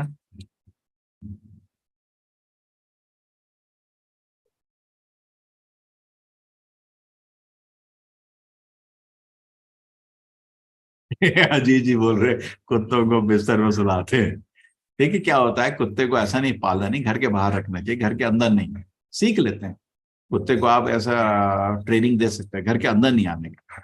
वैसे नहीं, पहले कुत्ते नहीं होते, लेकिन घर के अंदर नहीं। ये कुत्ता पेशाब करता है, उसका काम है सबसे बड़ा बेवकूफी, हर तुलसी पे भी पेशाब कर देता है, इसलिए उसको थोड़ा दूर रखा जाता है। और अशुद्ध कुत्ते बिल्ली अशुद्ध है अपने, उसको छू दिया आप पूजा नहीं कर सकते भी, आपको नहा की पूजा करना पड़ता है।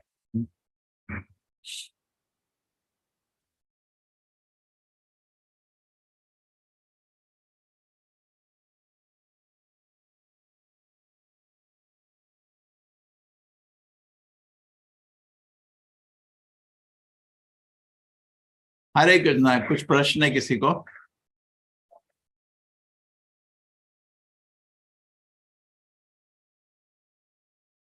हाँ बोल सकते हैं सुशील जी। प्रभु जी, एकत्रित चारणों को अत्यंत, चारणों कौन थे? हाँ, चारणों को दान किया, चारणों कौन है? चारणों का शब्द है। चारणों इंग्लिश वाले में देखो, सबको दान होता है चारणों। उन्होंने एकत्रित चारणों को अत्यंत उदारता पूर्वक प्रसन्न हो गया, वस्त्र आभूषण दान दिया, और सब लोग छिड़का। किधर मिले आपको चारण? विविध प्रकार के किधर है वो शब्द, किधर मिला? जब ग्वालों ने गोपियों की लीला देखी, पैराग्राफ। जब ग्वालों ने गोपियों की लीला देखी, ठीक है। 4th line. इसमें कुछ कारण तथा उपनिषदों तथा पुराणों के आख्यान कर रहे थे। ठीक है, कुछ चारण। देखो भाई इंग्लिश का क्या है ट्रांसलेशन को चेक करो। ठीक है, गीत वगैरह खुशी में गाते थे गुरुजी। हाँ, गीत वगैरह गाते थे उस समय खुशी में, राजा लोगों के सेवक थे ये लोग। ठीक है, थैंक यू प्रभु। ठीक है सुशील जी, ठीक है, थोड़ा इंग्लिश का चेक कर लेना ट्रांसलेशन। प्रभु जी अच्छी नहीं। हाँ किरण जी। हाँ, गोपियों के बालक इस प्रकार आशीष देने लगे कि ये बालक तुम हमारी रक्षा करने के लिए चिरंजीवी हो। हाँ। ऐसा गोपियों जब बोलती है तो क्या उन्हें मालूम था कि भगवान जन्म हुआ है वो उनके लिए? अब ये तो बड़ा मुश्किल है। देखिए क्या है, मैं इसी से एनालाइज कर रहा हूँ, खुद भी करिए। ये सब तो कृष्ण के जो लीला में लोग होते हैं ऑर्डिनरी नहीं होते, है ना। कुछ लोग तो वैकुंठ से ही आते हैं, है ना। करेक्ट ना, सबको अवसर नहीं मिलता। हमको अवसर मिल रहा है, हम तो देख भी नहीं पा रहे भगवान को, है ना। तो मतलब भगवान को देखना और उनकी लीला में भाग लेना ये ऑर्डिनरी लोग नहीं है ना। हृदय से प्रकट हो गया। और वैसे भी कृष्ण तो सभी के नाथ हैं। जब आत्मा भगवान को देखती तो ऑलरेडी उनकी भावना उत्पन्न हो जाती है ना। करेक्ट, इंटरेस्टिंग है, इसको स्टडी करिए, ऐसा उनके मुंह से कैसे आया। इंटरेस्टिंग, नोट करके रख। हरे कृष्ण। यस, हरे कृष्णा। ठीक है, तो आ रहे हैं आप लोग? नहीं आ रहे? आप तो नहीं आ रहे रथोत्सव के लिए। ठीक है, चलिए एटलीस्ट ऑनलाइन देखना। अभी हमारा मंदिर में अभी बहुत काम है। अभी तो एक बिल्डिंग करीब कंप्लीट हो गया, उसमें भी कुछ काम चल रहा है अभी दिन रात, और मंदिर में भी अभी बहुत काम है। ठीक है, चलेंगे। हरे कृष्णा। हरे कृष्ण। हरे कृष्णा गुरु जी। हरे कृष्णा प्रभु जी, दंडवत प्रणाम। हरे कृष्ण प्रभु जी, दंडवत दंडवत प्रणाम। हरे संगीता माता जी, आपको इसका सॉफ्ट कॉपी नहीं मिला। इसका ये बहुत बड़ा किताब है, आपको ईमेल भेजना पड़ेगा। मैं कैसे शेयर करूंगा संगीता माता जी? वैसे बहुत लोगों को मैंने शेयर किया था, बाकी से ले लो। हाँ ठीक है।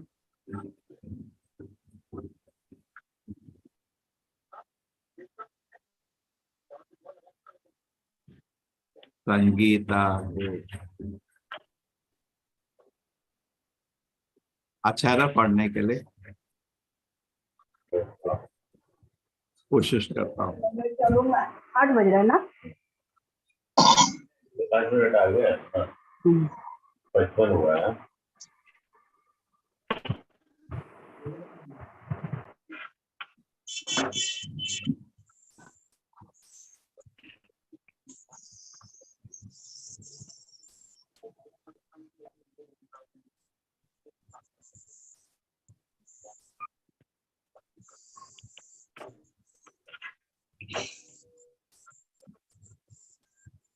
कहा बना रहा हूँ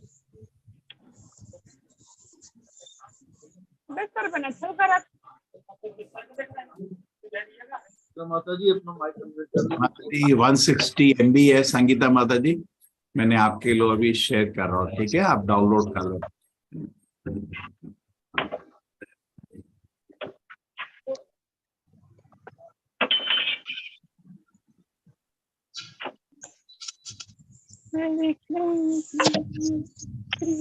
भेज दिया आपको।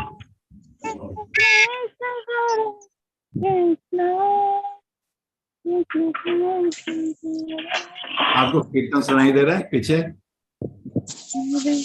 माता जी गाती प्रभु जी।